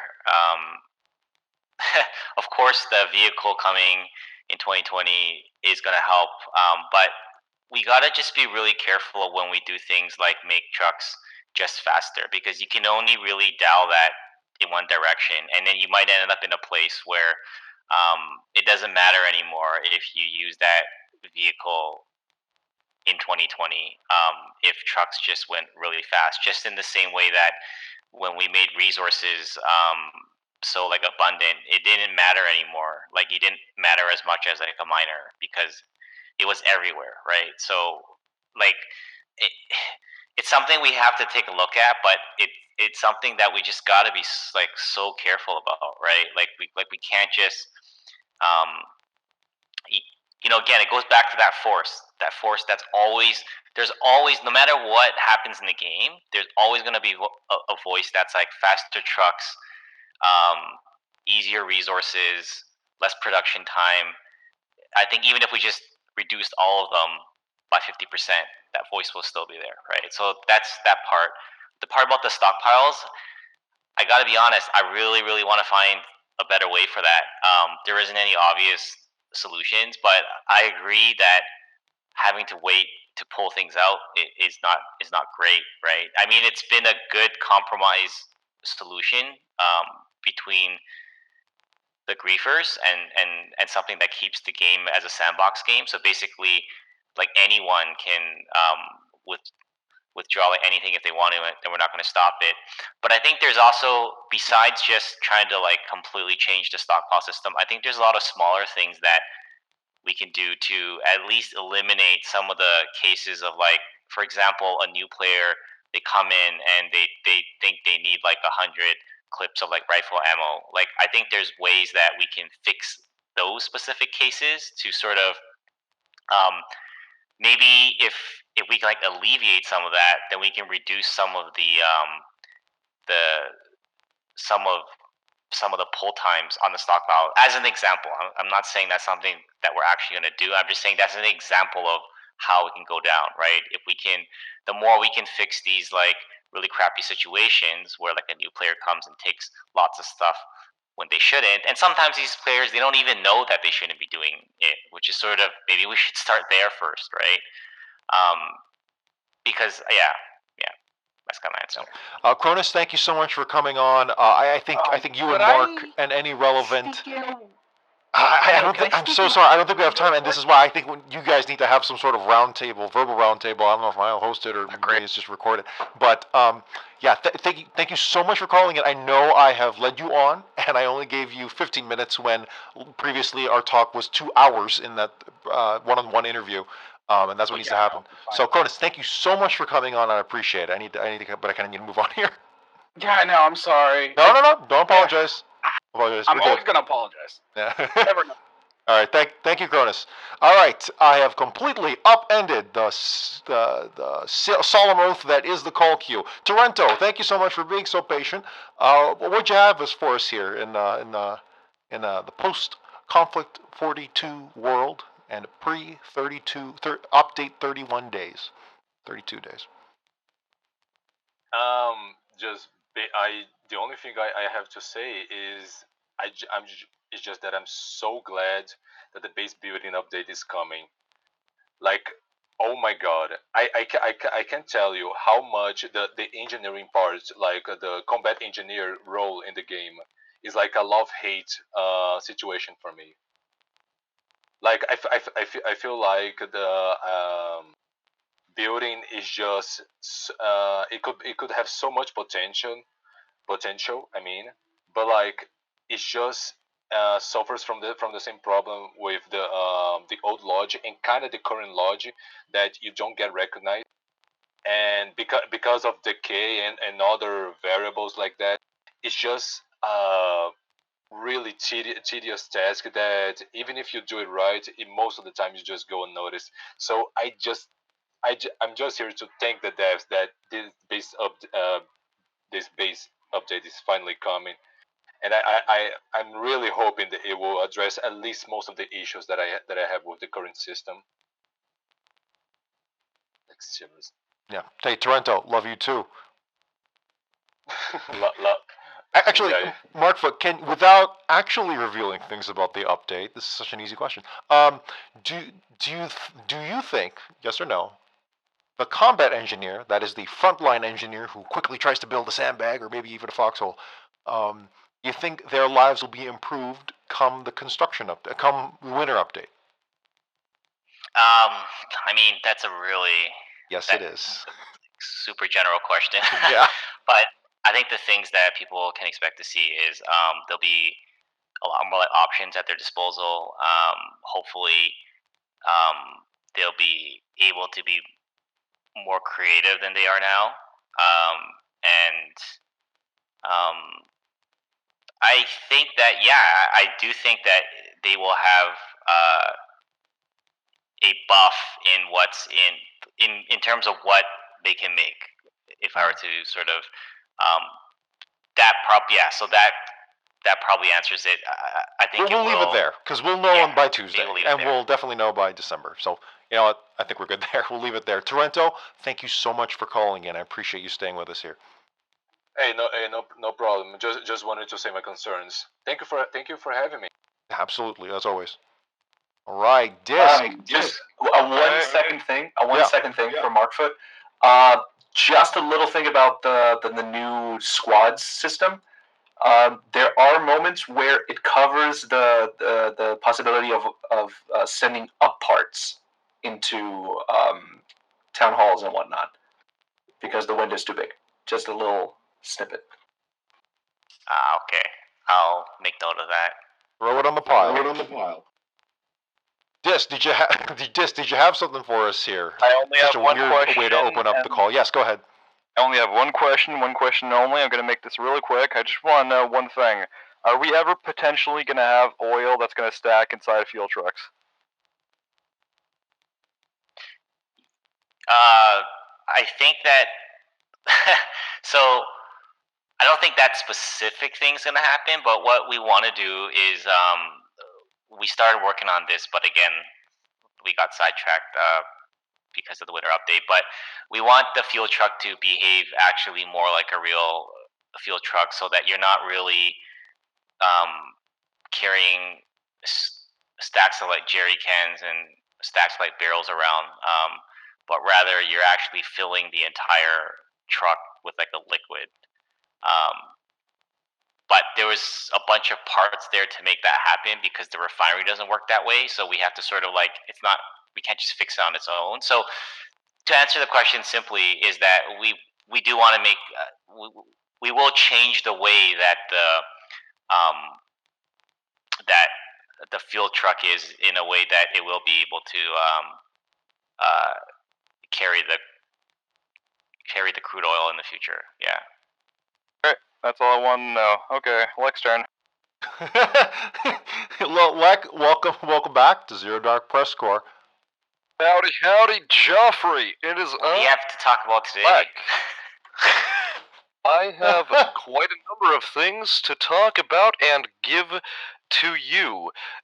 So you have talked briefly with the one, the only KronusWinter on the matter of logistics, and one of the things he did mention was the issue of time and monotony, and as I am not a masochist, I personally want to ask and pick your brain about certain question of mine, which is, would you be at all opposed to the ability of players to automate certain monotonous tasks, such as the resource mining to the item shipping?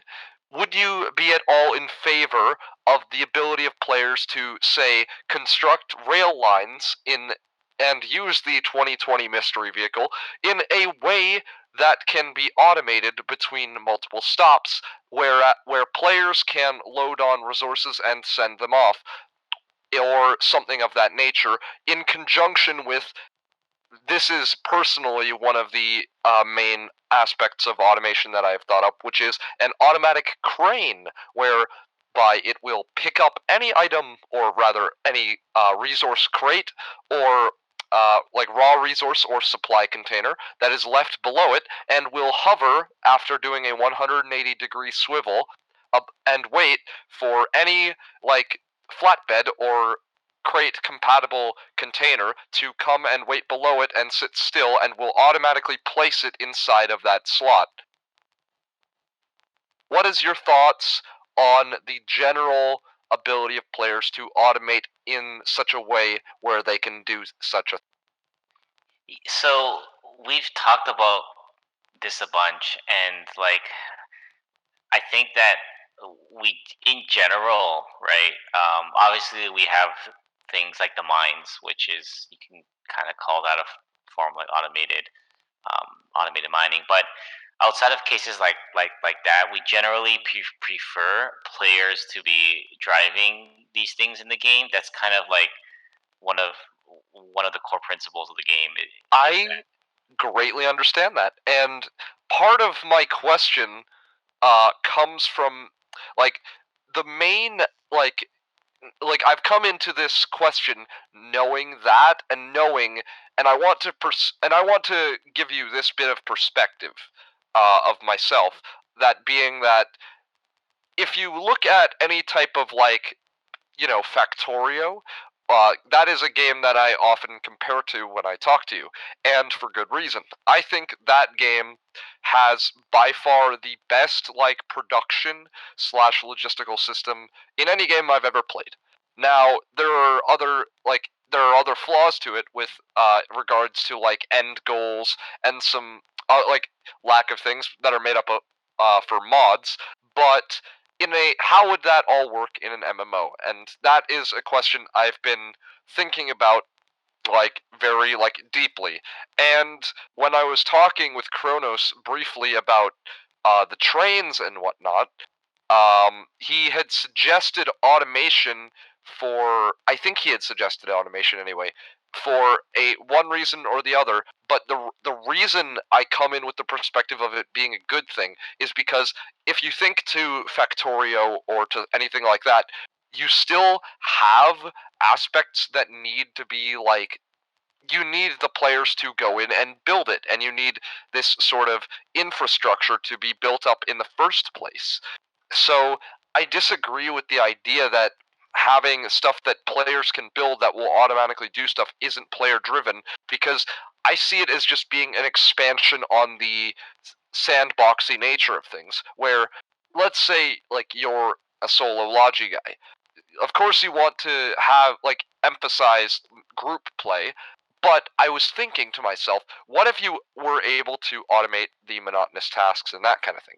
Now, going back to it, I'm not certainly suggesting that everything should be able to be automated, but I do think that for the sake of a not necessarily solo logi experience, but a less painful logi experience, that certain tasks should be able to be automated, maybe at a cost of efficiency. But this another way, and I hope I'm not droning on too long like I tend to do. Another aspect of this comes into with the whole idea of I think I've made it pretty vocal that I hate the tech tree, but part of my idea behind automation and all this kind of stuff is, what if you made it so that everything was just slightly more expensive and teams had less to work with at the beginning? Maybe the resource patches are more plentiful, but the refineries are less common and that kind of thing. Well, what if you could automate a lot of the logistical processes, because that is your replacement for a lot of the tech tree, because a team's logistical capacity and their infrastructure are a physical manifestation of how progressed they are in their technology, rather than having it be tied to a MacGuffin system. Okay, respond. Sorry.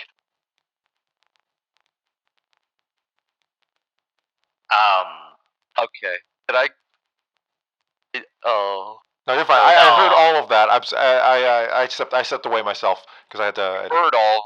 Didn't understand, or you mentally blocked out a lot of it. Can you repeat the question, the one sentence question? Okay.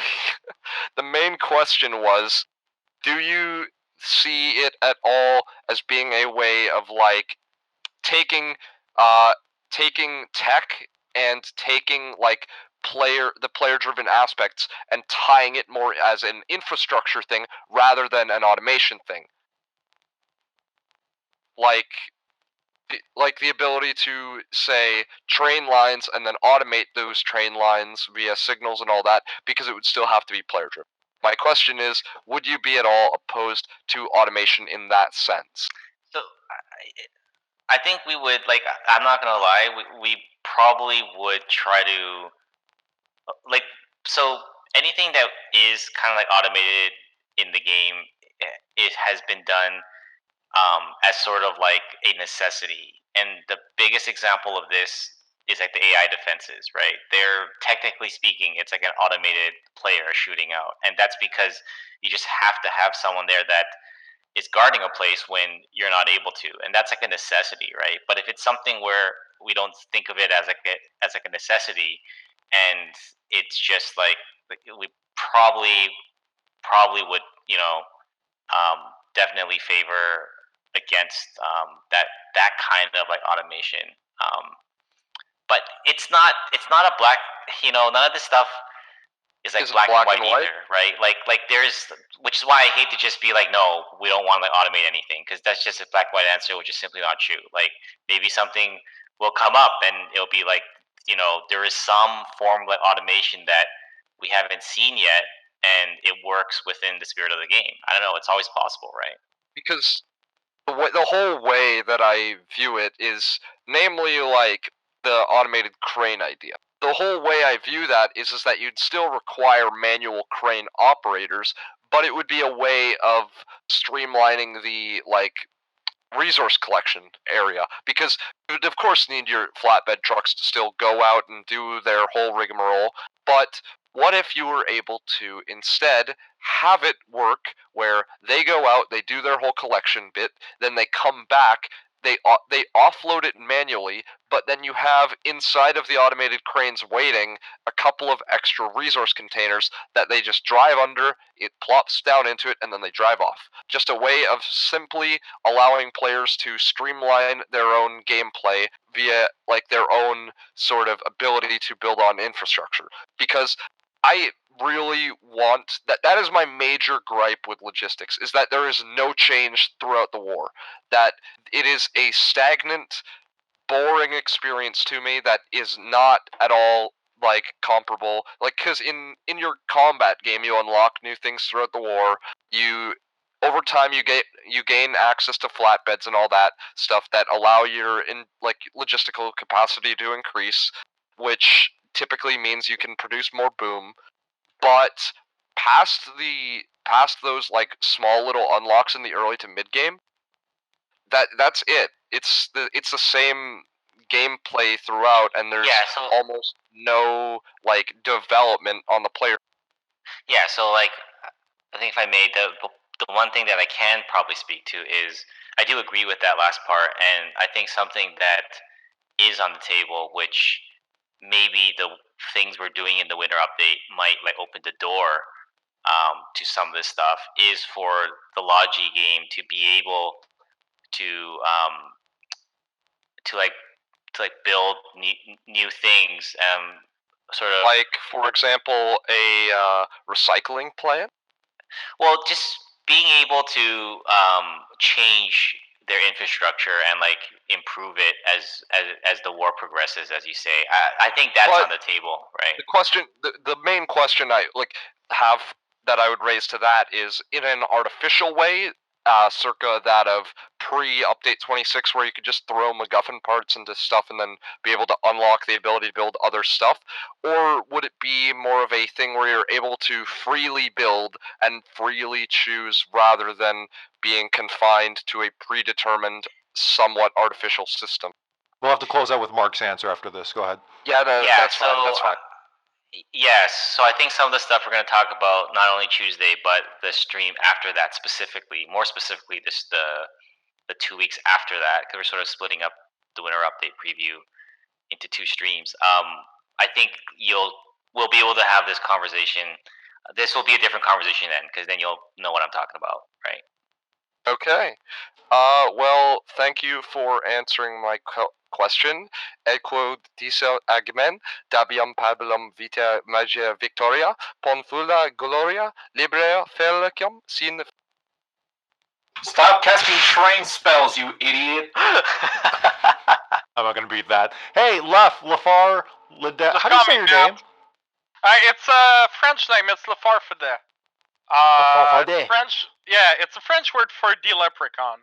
But before we get this out of the way, as a representative from Montreal and Quebec, I have a very important question for Markfoot, which is, are you a Leaf fan?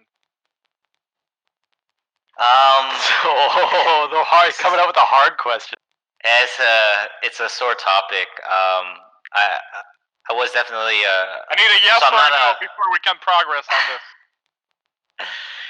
Yeah, but honestly, I don't know when the last time I've actually had any kind of hope in them. I'm sorry, it won't work. Okay, drag me back. No, I'm actually joking. Okay, the real question I have for you guys is, according to the everything that's going on with the moderation system, and it's gonna touch a bit on the Logi side of it. There's I think what the community is more mad about, and KFC, you asked for 2 weeks to, like, a kind of a grace period to fix what you think the community wants to be fixed. My big question to you guys is: there's a lot of gray area in the moderation, like for whether it's like when supply vehicles or whatever are going to be replaced versus time where they won't be replaced. Whether or not the punishment is going to be issued with something, or whether or not the punishment is not going to be issued for another thing. Do you guys think that in a certain way it wouldn't be better that sunlight is the best disinfectant, as in that make every decision like not public record, but to be like, hey, we're taking this action for this reason, instead of just saying trust us, we're doing our job. And I mean that by no disrespect, as in you guys, well, KFC is an employee, but all the moderators are volunteers, and we really appreciate the work that they're putting in as volunteer in the game. I think that's a really, really good point, especially the part about the gray area. But that's something that I think, like, that's exactly the question that I need to mull over. I'm not even kidding. That's the because the existing moderator policies existed to try to smooth that over, the gray areas, trying to figure out how do we deal with these issues, and like, is it right to put it in the public space or the public space and have those conversations? How much information is too much information? And yes, because you don't want to start a public lynching of somebody. Exactly. That's exactly what you're. And I understand that. Exactly, and I don't think I think we still need to be very, very careful about that. Nothing's changed in that regard, but we still, like I said, that's why I need the 2 weeks. So I need to actually take the hard look at it, take a hard look not just at the policies themselves, but at the philosophy of those policies, and then really come to a conclusion about what we're going to. So, go ahead. Yeah, sorry. There is one thing I do want to speak to about that. Besides like the gray area, like talking about that hard like judgment call that sometimes needs to be made. One thing that we are wanting to like invest in is like better ways to significantly reduce the amount of like ambiguity, and that's where like sort of the stockpile logs that we were talking about previously is a part of that like puzzle, right? So that there are cases where it's very clear to like, everyone in the game that like something happened, and like if you think about before when we didn't have the stockpile logs, it was totally like you wouldn't even know. You would just have a guess that somebody walked off with like with a bunch of like supplies. Now you know who it is, right? So one of our goals is to actually reduce the amount of like ambiguity on top of anything else that we might be planning. I understand that, but I think you're not respectfully hearing what I'm saying right now. The problem is not like the stockpile logs are a great addition. Don't get me wrong; they're a really nice addition because there's a lot of time where, like KFC talked about earlier, is that where's the ammo? Somebody must have stolen it. But it's just like no, we use it all. Yeah. The thing I'm trying to say is really just when the moderator teams render a decision, because I can go from something that happened to me recently, another player blew up my harvester while it was not at the front line, not an active front line, and just blew it up. Asked the mod, hey, can you deal with this? Okay, it has been handled. So, okay, are you gonna give me my harvester back? It's like, no, we can't do that. Whereas in KFC just said that the moderator teams can give something back, can give stuff back when it's in certain case. So my question to you is not, I don't want to do the process of my harvester disappearing, but I want to go into like, why did a moderator told me that you guys can't replace stuff, and then 2 days later KFC is like, yeah, we replace stuff sometimes, but not all the time. So it's really just to have a clear understanding of what the moderators and the moderation policy is, and that's why I'm asking us right now, regardless of the 2 weeks, that when the new policy framework comes out, it needs to be clear and like clear that there's like you can't, in a game like Foxhole, you can't take away the the judgment call that some people need to make sometimes, like, was this really griefing, or was it something else? Like, you have people that do suicide trucks, fill up a truck full of a bunch of people, drive it into an enemy front line to have the infantry there quickly and be able to destroy a bunch of defenses en masse. Is it griefing? If you take it to the letter of the word, it is griefing because you destroyed a friendly vehicle by driving it, but is it really griefing in a sense that it actually helped your team push? So it's a very complex situation, very complex issue, and I just think we need to. This needs to be clear when you came up with the moderation framework in 2 weeks of what people can expect. And you've got it. I mean, you've got it 110%. This is the challenge of moderation. I want to add another example onto that because I had one recently. This is a real case that we got several weeks. I'm not, but basically, a player drove a flatbed truck into an AT turret. That was me. Was it you? There you go. Yeah, that was me. Okay. Well, I mean, the container thing that the container drops. Yes, that was me. Yeah. Exactly. Okay. Well, then I don't feel so bad about this. So yeah, you drove a flatbed truck into an AT turret, and when the flatbed truck exploded, the crate fell off of it and blocked the AT turret's line of sight, which is genius. It's absolutely genius. And I sat there thinking to myself, like, people had reported you, and they were like, "This guy just threw away a flatbed truck. Can you ban this thing?" 11 hours because of that. And so you get it. This is exactly the kind of problem that moderators have to deal with. Is how do we draw a line through that? How do you write a rule? And that's one of the biggest challenges we have. Yes, no, that's exactly why. Like, that's exactly what we thought about it. Is that it needs to be lenient, but that's what when people earlier were asking for a third-party moderating system, it's a very complex situation because you got some people. I mean, we've played a game, me and you in like a Discord server, just playing the games at some point.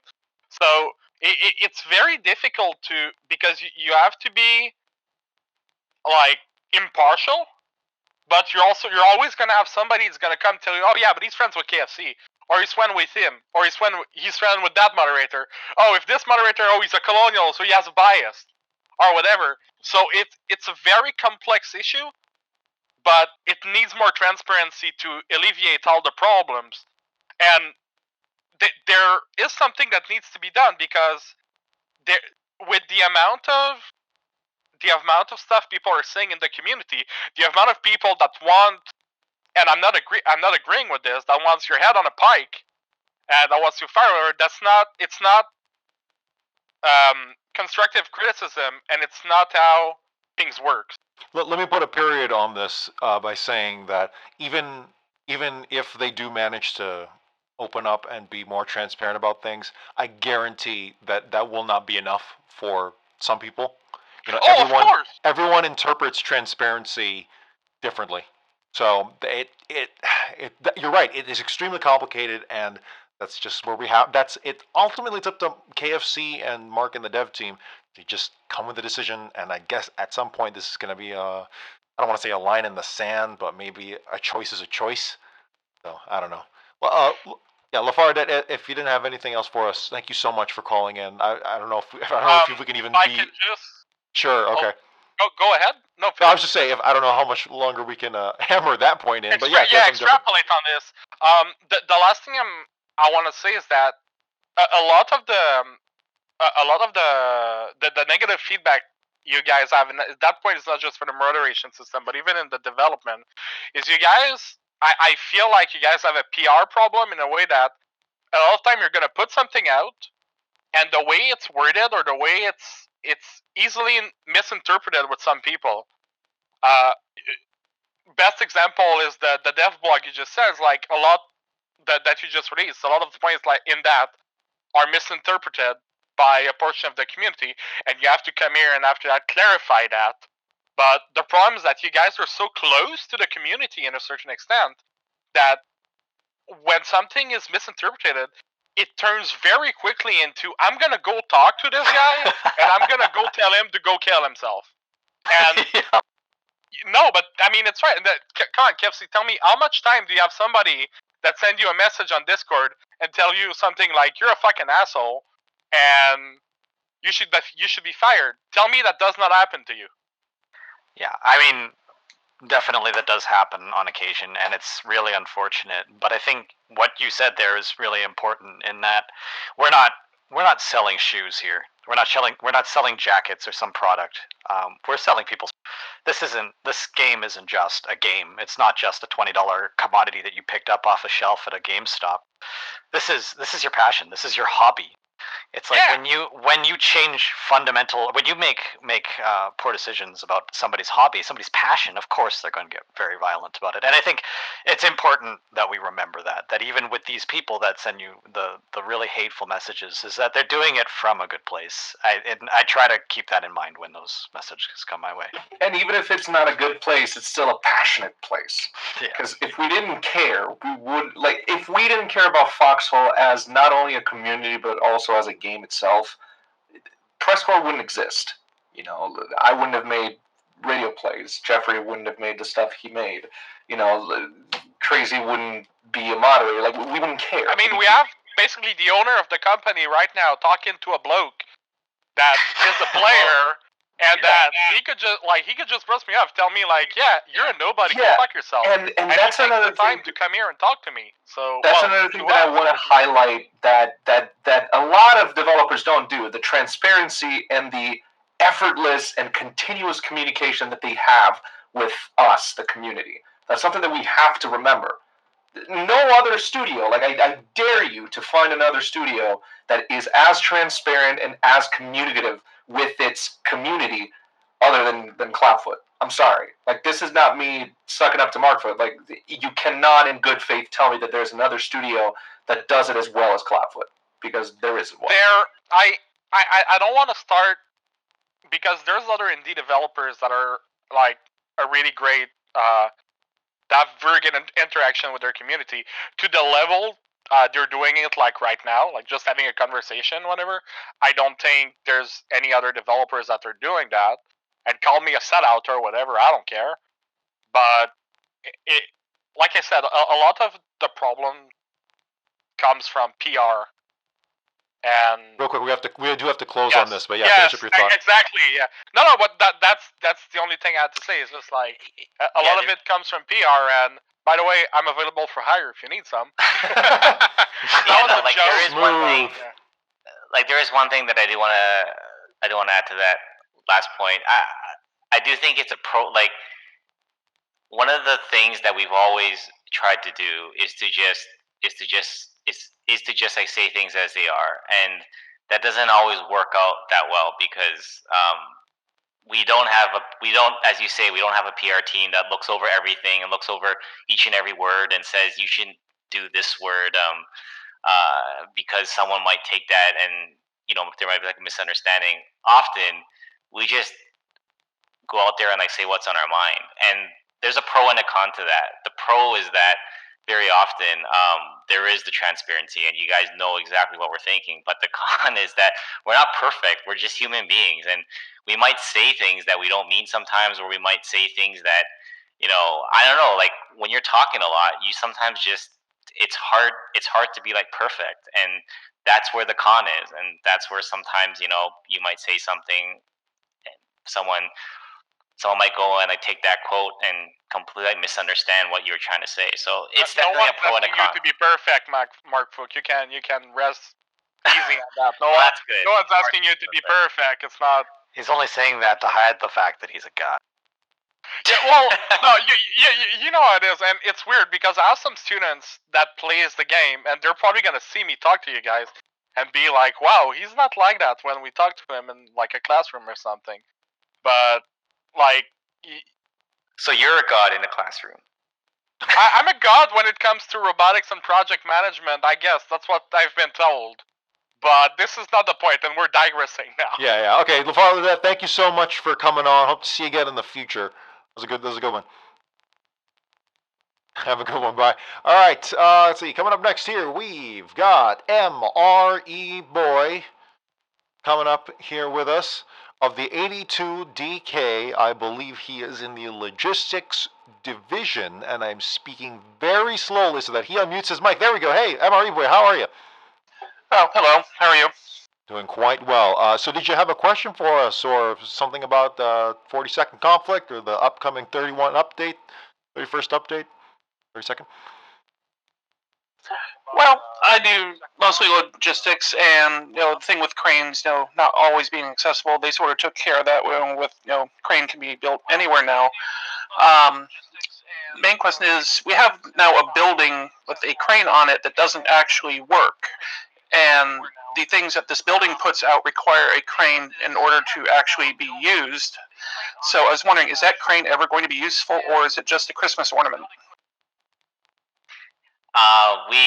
We want to do some kind of a static crane, and possibly on the construction yard in the future, if that's what you're referring to. It's just probably a matter of time for that. Okay, so that's a definite maybe.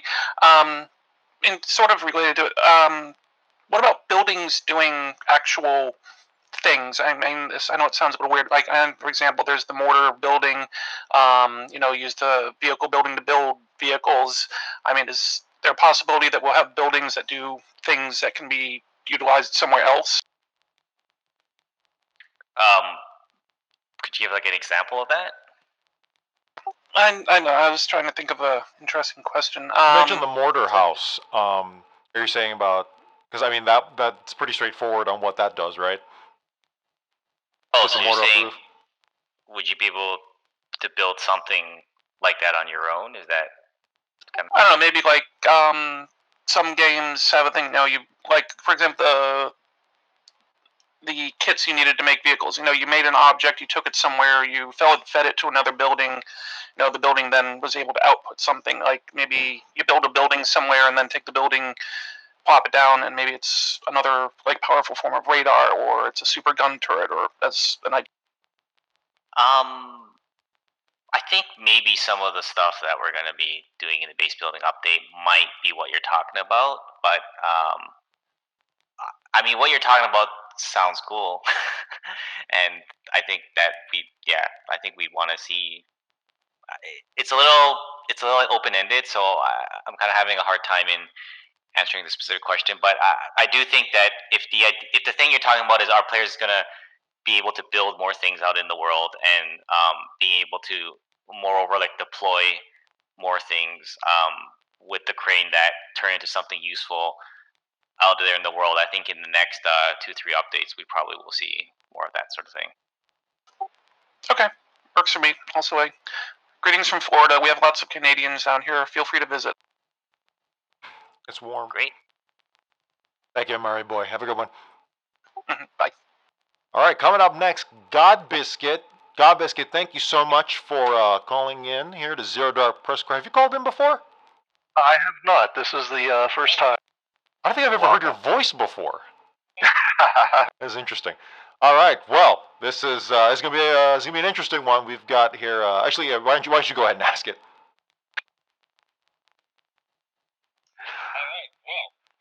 So my question is around moderator guidelines specifically. So I posted something on Reddit that talks about inconsistent enforcement, basically 4 people committed the same violation and received 4 different punishments for it. So the specific question is, I think that's probably more to do with different moderators reacting in different ways, but it looks like favoritism to the community. So the question that I specifically have is, will guidelines be produced that dictate at least a starting point for what violations should result in different punishments? Will those be available to the community to read so we know what standards we're being held to and what to expect when we violate them? And I don't think that we're ever going to arrive at a point where you can tell us exactly what punishment somebody received.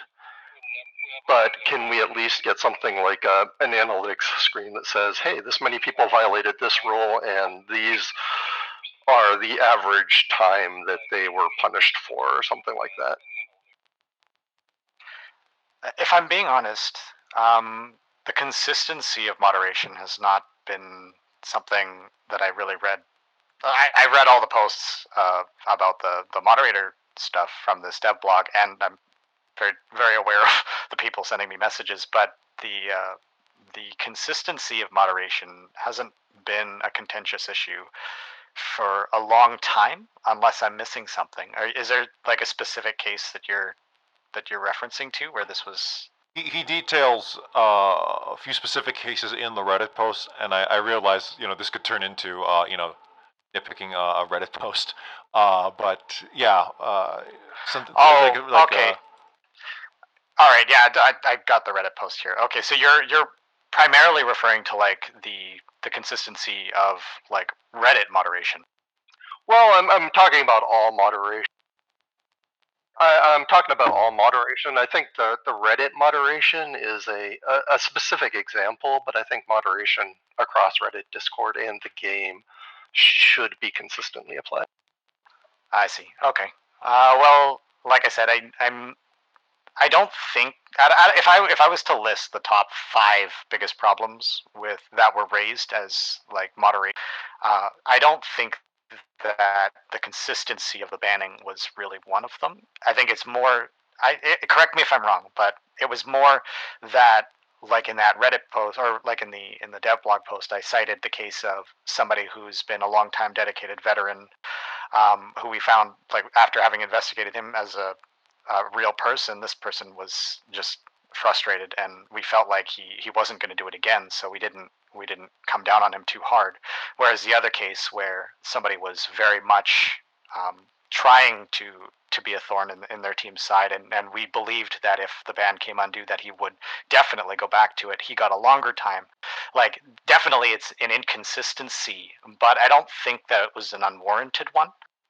And I don't think I've seen a lot of like I think the bigger issue there that people were having was that it seemed like at first it seemed like we were playing favorites, but I don't like that wasn't the intention.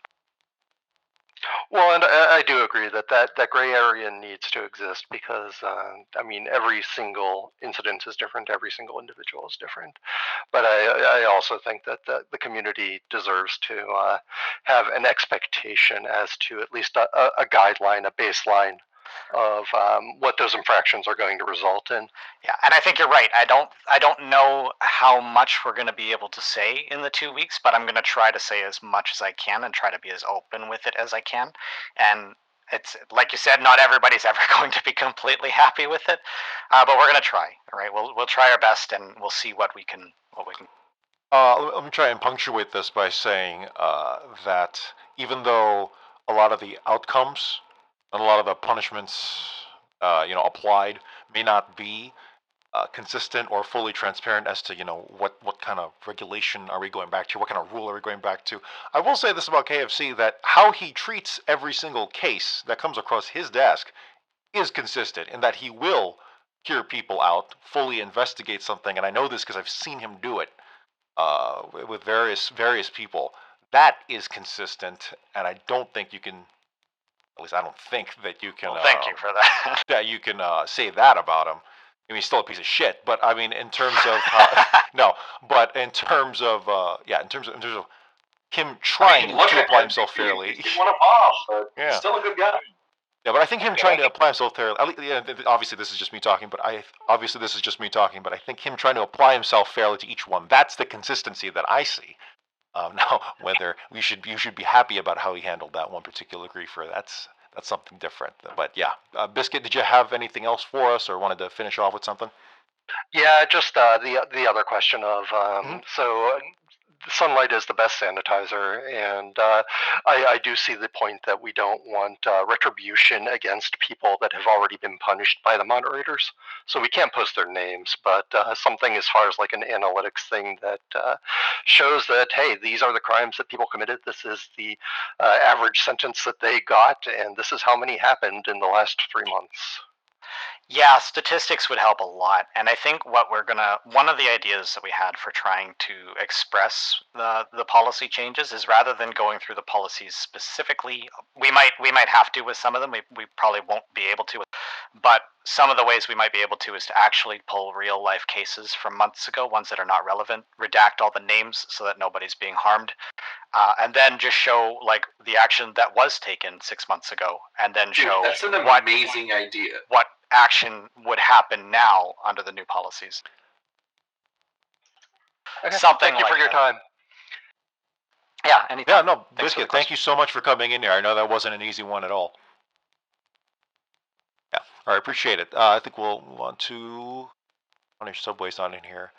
I think Terrento answered, and I think Rufus will get here in a little bit. I will say, I'll keep searching through the list, but I will say this: I do wonder, would that even be satisfying?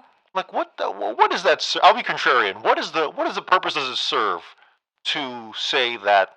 Yeah, here's a case log from 6 months ago, and here's how we handle that, and here's how it happened, and here's how you can get into the specifics of how, why you came to that decision. I guess to illuminate how I'm answering my question. Go ahead, Rod. Go ahead. Honestly, it'd be okay. Look, people want accountability. That's the first thing that we can gather from the reports that we're getting. People want accountability. Second thing, they want transparency. There's only so much transparency you can give before it devolves into like, oh, I disagree with your judgment of this. There's only so much transparency you can give.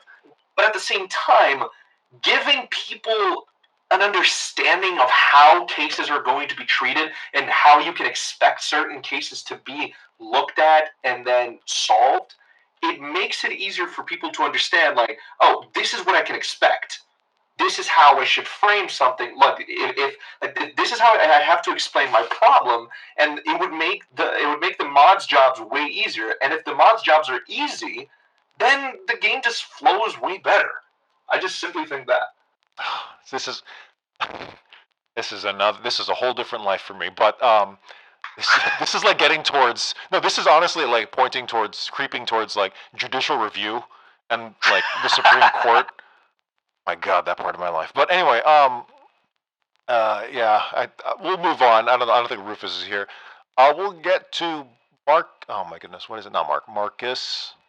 Is he here? Oh, people, you got to get into the lounge chat. Let's see. Oh, and finally, just the idea of like giving people realistic expectations of like, oh, can I expect this guy to keep doing this over and over again, or is this going to be solved in a way that's satisfactory?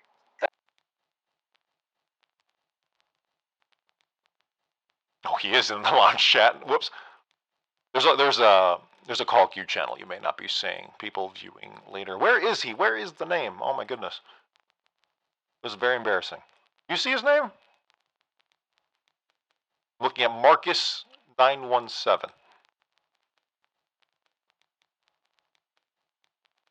The lounge? Nope.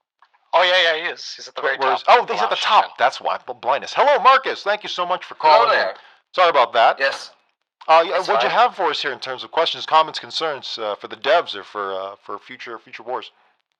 I have a small idea, let's say. Mm-hmm. It's something that's been troubling clans, especially my clan, where some people, don't want to necessarily change their Steam names to put on tags. So if you could maybe in the future add a way where you can change your name in game without having to change your name on Steam, that'd be lovely.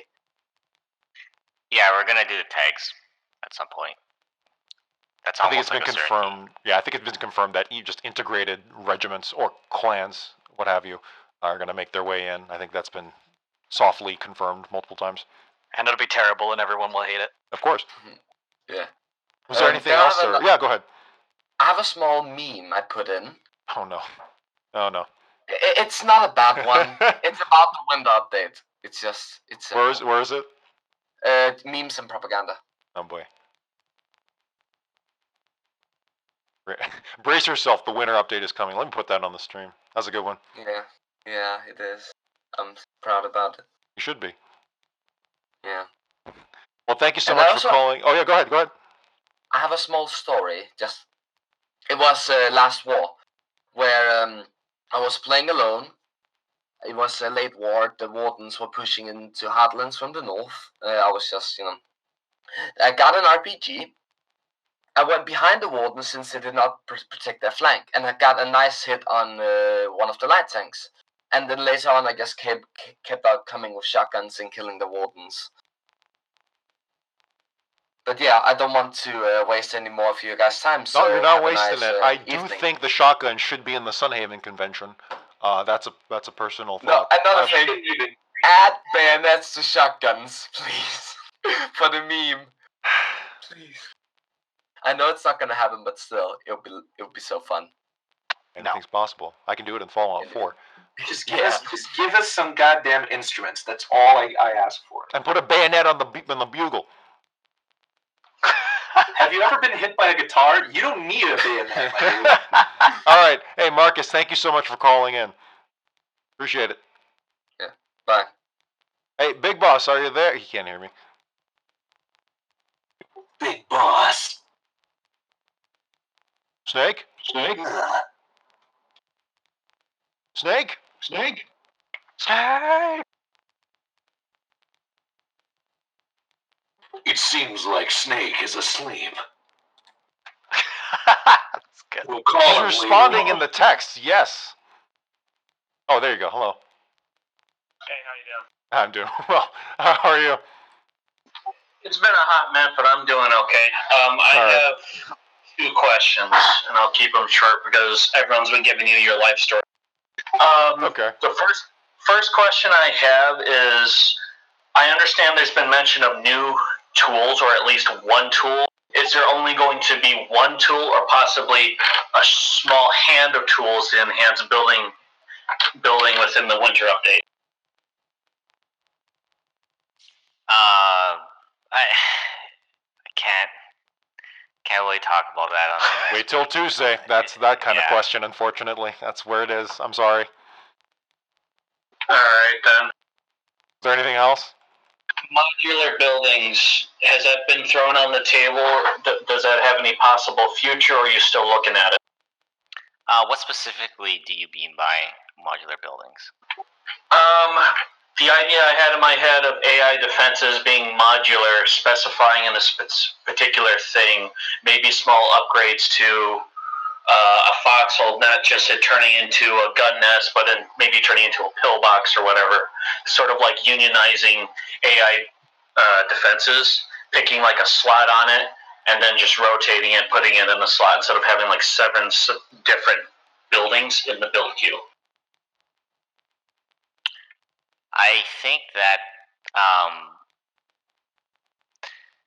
that probably how do I talk about this without talking about it? I think it might satisfy what you're talking about, but even if it doesn't specifically, I think some of the stuff that we're going to do is definitely going to open the door to do that sort of thing, and I think it'll make a lot more sense once you see what we're working on. Like, I spend the majority of my game holding down left click and staring at a number go down. For the love of God, I hope that goes away, or it makes it at least being a little more interesting in the future. I look forward to the winter update. Thank you. Okay, so let me give you this, right? There's definitely going to be certain things you can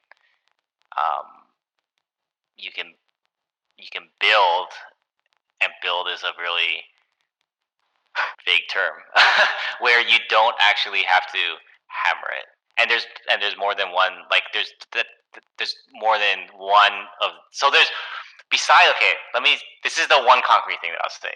Right, is that besides using the hammer, not necessarily saying that there's going to be more tools. There's at least 2 other types of things that you can do besides just holding down the left mouse button with the hammer. So hopefully that Jackhammer's confirmed. All right, melee hammers. Like Warhammer? No, I mean like instead of punching someone to death, let me hammer them to death. Oh my God. God, I want that so bad. I mean, put a bayonet on it. Literally, it's a tool. You hit someone with it. Just putting it out there. That'd be I want the a new katana meta. and a roll button. That will immediately become the new meta. A katana and a roll button would make this the greatest game of all time. Right? You need a third faction. You need Foxhole. Dark Next Dead Harvest update. I mean, like, people around pocket knives or field knives or whatever. Let's make it the Foxhole brand of the Foxhole hammer, and the hammer being the go-to default melee weapon next to fists. Entrenchment tool. We could just call it Fox Souls and just have a roll button. That's pretty good. All right, Big Boss, did you have anything else for us? 'Cause I think we got to move along here. No, that was good. Thank you so much for calling in. Appreciate it. All right, coming up next, Joxa. Joxa, welcome to the stream. Welcome to Zero Dark PressCorps here, live broadcast where anyone can call in. You can join in through the Discord link below. But just so you know, we've been going on for 2.5 hours, and I want to personally thank Rod, Chicken, and Mark for staying with me so long, and of course all the callers who've been waiting patiently while I kind of screwed up the order, but that's okay. Joxa, welcome to Zero Dark PressCorps. What'd you have for us? Thanks. I am here to advocate for my main man, Pi Squared. Many of you know him as a good shitposter, a good friend to many of us, and he's unjustly been banned from FOD. Well, not banned, but he cannot participate in discussions and cannot share his beautiful memes to us. And free Pi.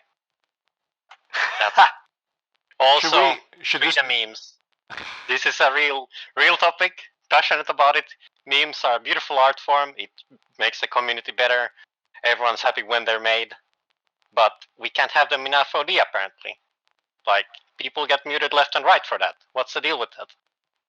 I love Pi. He's a good guy. He's a really, really good guy. I love him as a person, and like, he's extremely beneficial to the community as a whole. He misstepped. He misstepped after being warned, and like you said, he is a bit of a shit poster. There's no excuses being made there. And at this time, the moderator team is not reviewing that application in no small part because this is not something that we want in the public space. This is something that shouldn't be advocated by people who are friends of Pi. This should be advocated by Pi himself, talking to the moderators. Pi's tried to contact the moderators, as far as I know, but there's not been any response, really. Yeah, there has, but I mean, we haven't changed the policies yet, so I'm gonna cite the old policy that we really should only be talking to Pi about it. So I can't say anything. All right, but I'm also here to advocate for meme freedom in FOD. That's all I am here for. I mean, that's something we absolutely should talk about as a community. In fact, I forget the KronusWinter roundtable. We need a roundtable with some of the best shit posters. That would be hilarious. That'd be great. Joxa, thank you so much for calling in. Important. Thank you for letting me in. No problem. Just to reiterate what KFC said, if you, I know I leave the door way open for pretty much whatever questions whatsoever. And the second one about memes on the FOD, I think that was valid. But in terms of specific cases, just know that those will just kind of be turned away and be like, hey, just DM KFC in particular if you think you don't deserve to be banned or something's been wrong. So we don't want to litigate your case specifically here on the air, but that's okay. Joxa, you didn't, that wasn't clear before. You didn't know about that. You're cool. All right, coming up next is Stranger Days. I think. No, it's Punished. No, I screwed it up. All right, hey, Stranger Days. Welcome to Zero Dark PressCorps. How are you here? Oh, hey, this feels familiar and different at the same time. Hi, KFC. I'm here to complain at you for today, but not really. Stranger Days. You want to be a moderator again? I hear it's all the rage. Sure, I can't get any more hated in the community, eh? But seriously though, I do have a question. So, obviously you guys have now considered changing moderation policy, well, question/suggestion. But have you ever thought about how to do it? Right now, moderation team, I'm gonna be honest, griefing happens fast. Griefing happens stupidly fast. A lot of things in Foxhole happen fast, except for Logi. But when somebody decides to dump supplies, that has a very, very, very narrow window of response time. And even then, I know in one particular case, we found the guy who dumped supplies. We saw that he dumped supplies. We had evidence that he dumped supplies. We had the entire list of items that he dumped, and you said, yeah, but he could have just brought those to a different place. That's a specific case. And my issue here is just that there are a lot of things in Foxhole that need retroactive action, because actually getting people there on time to solve the issues, we don't have the people for it. We don't have the numbers or the time. We don't have paid moderators, and even if we had paid moderators, I think you guys would either be hiring like an entire call center of underage Chinese people, or like maybe a handful of people who are really good at their jobs, and either way, I don't think that they're going to be able to manage our entire community.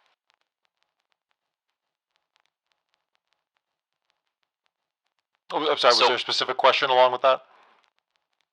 Have you put thought into retroactive moderation and how to go about that?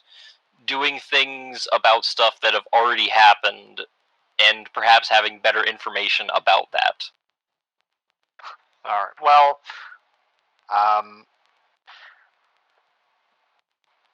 okay, basically, nothing's off the table at this point.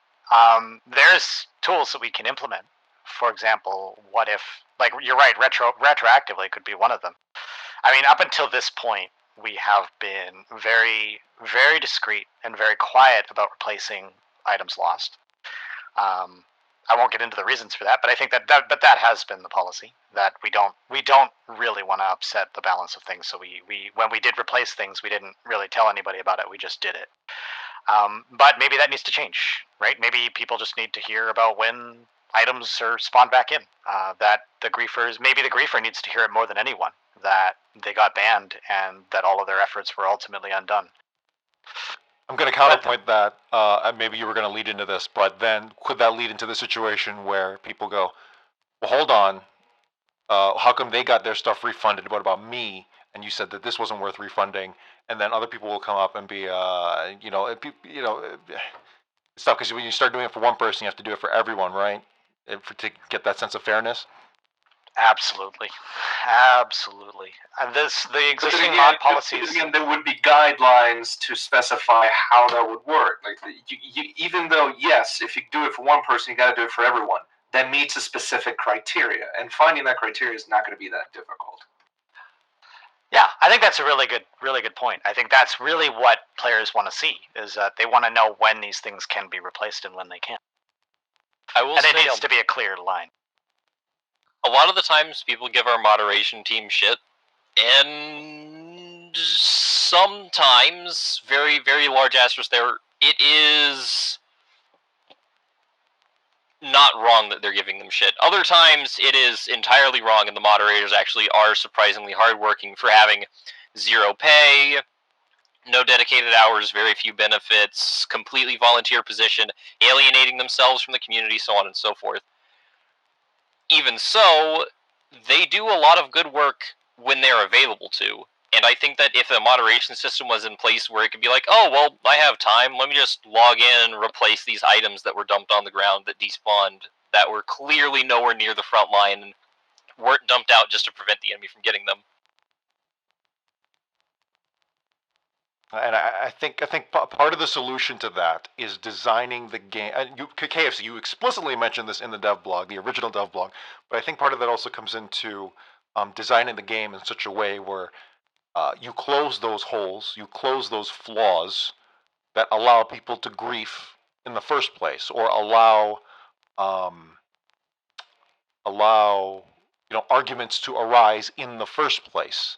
Like KFC, you mentioned, I think we already did talk about this, so I think we've come full circle. Yeah. But yeah, how you gave the trucks the ability to lock. Originally, trucks couldn't lock at all. People could just steal trucks left and right. But then you close that hole, and now you don't even need to moderate those things anymore. That whole, era of truck moderation is now, well, mostly solved, right? And isn't that the whole idea that you had with the whole self-regulation thing? Like, if you create game mechanics that prevent that griefing issue from even being an issue, you don't even have to moderate that. Yeah, and then it takes part of that sandbox element away, which is the downside element of it. But I mean, that's beside the. I think really tangential to that, which is this is a really cool video. I'm actually going to link in the chat because I love it. And go for it. There's a video about somebody who documented his the language of video games. That somebody who grew up with video games, playing video games, and then he married a woman who didn't play any, never played a single one, and she had and he documented this video of her playing some of the most simplest games like Mario and how she picks it up and the sort of mistakes she makes. And it's really interesting that what he talks about is like we as gamers grew up with certain rules in place, certain understandings. We understand that the game is, like, for example, that in Mario, that if I fall, I die. And you take that from that game to the next game, like Legend of Zelda, and you know if you fall down that hole, you die. And we've slowly evolved over time to get to this point where we're playing really complex games like Foxhole. And these rules, a lot of the rules that you grew up with, may not necessarily apply here, and that's really, really hard to train some people. And that's honestly one of the core fundamental problems with a lot of moderation, the moderation complaints we get, is that people simply don't understand that just because you can do something doesn't mean it's okay. Just to clarify, the video is What Games Are Like for Someone Who Doesn't Play Games by Rasputin. It's got 4.6 million views, I think. I know I saw this before as well, and it's really fascinating to get that perspective. I watched it because I was introducing my girlfriend to video games, and I was like, I need to understand how she sees this. Mm-hmm. I mean, I'm pretty sure that if you're taking supplies out of a warehouse and dumping them on the ground, and you don't know why that's wrong, you have a lot more problems than just not understanding video game rules. Yeah. No doubt. I'm not making a case to defend those people. I'm just suggesting that we have to look at this from our perspective as well. And the original devblog sort of outlined this, is that even somebody acting out of somebody who comes into the game and was like, I'm bored, I'm going to kill a bunch of friendlies. Even these people may not necessarily be entirely at fault. It's kind of our fault for leaving friendly fire on, right? I mean, what other MMO do you know you can kill friendlies? I mean, if friendly fire wasn't on, then I'd totally gasp the entire front line, because, I mean, my own troops, they don't die to green. Exactly, and that's why we want to leave it on. And with that comes some really unusual rules that people are not going to be used to.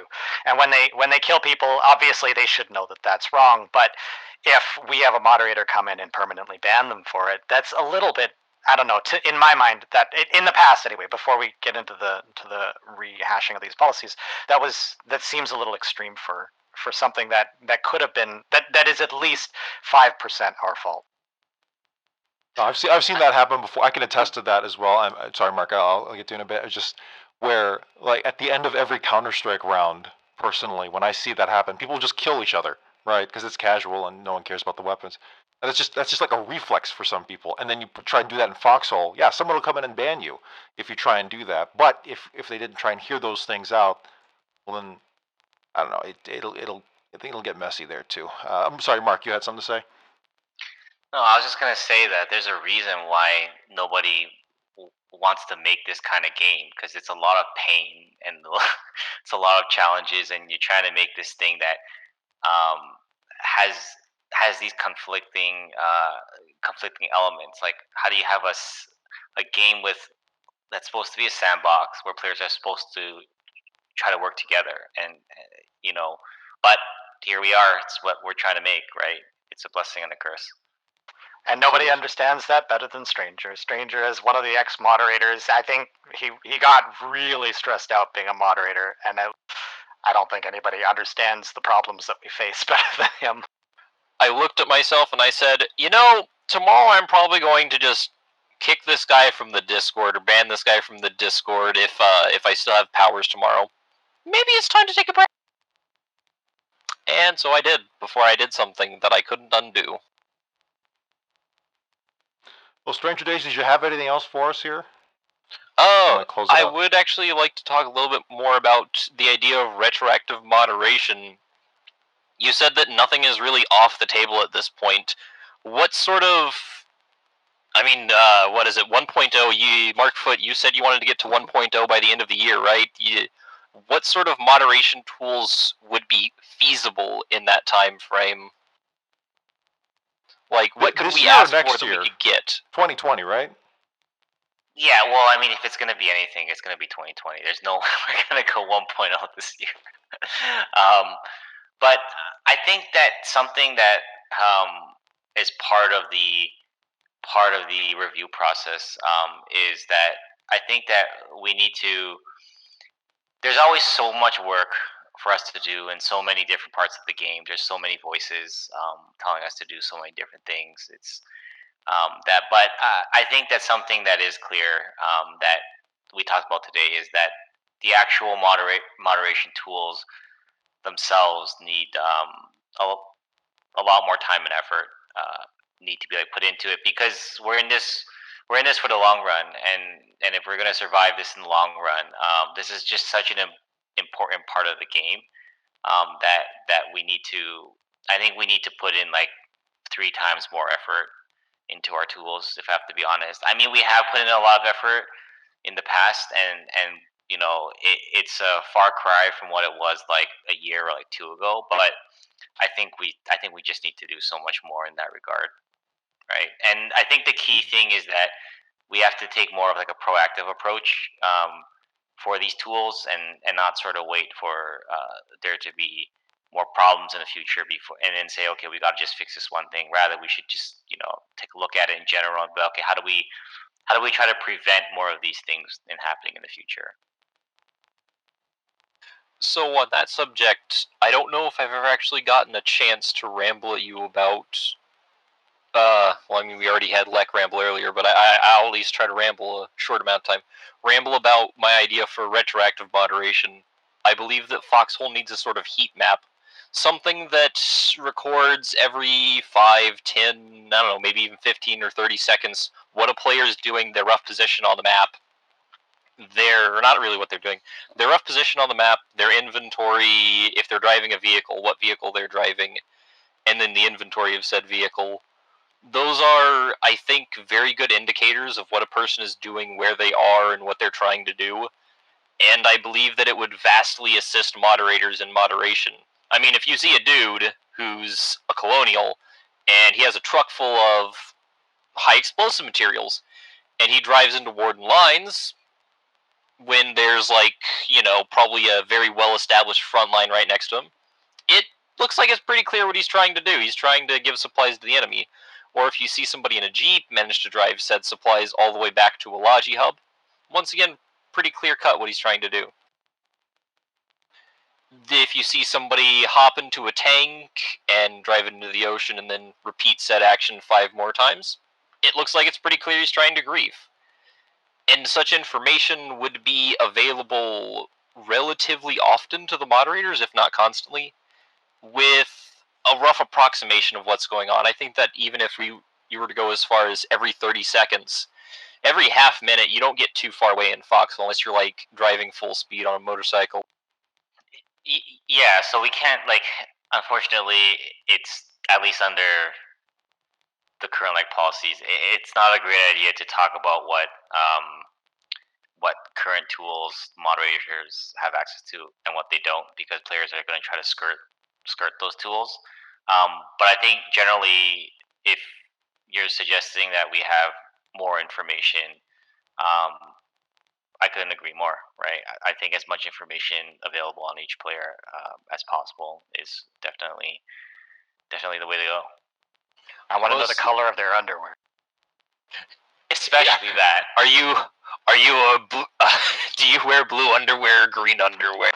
And nothing else, just that. So, Dragon Slayer 3475_X. Briefs, man, are you?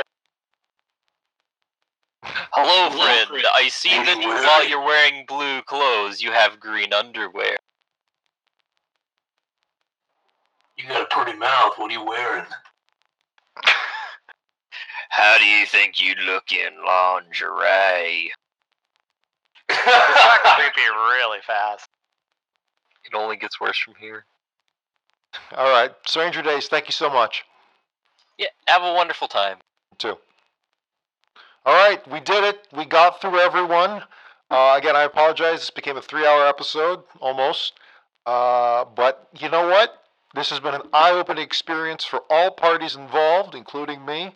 I want to personally thank KrazyFlyinChicken, and markfoot, Clapfoot developers, for joining us, taking time out of their schedule. Do you even have a clock to punch in and out of, or no? You just kind of, this is your life. It's my life. Yeah. Yeah. This is the life you chose. This is your fault. Anyway, thank you so much for joining us here on the show. No, really, because again, this further proves that Clapfoot, they're a little something special, I think. And for all their failings, legitimate failings in some regards, but I've never seen a developer like this before. And yeah, I can't wait for you guys to screw up construction come December. So thank you so much for joining us here. And of course, Rod. Thank you so much for having it. Of course, Thanks for having us, guys. And Rod, thank you so much for joining me as well. Thank you. One of the many sidemen of the PressCorps here. So I think we're going to close it out right now.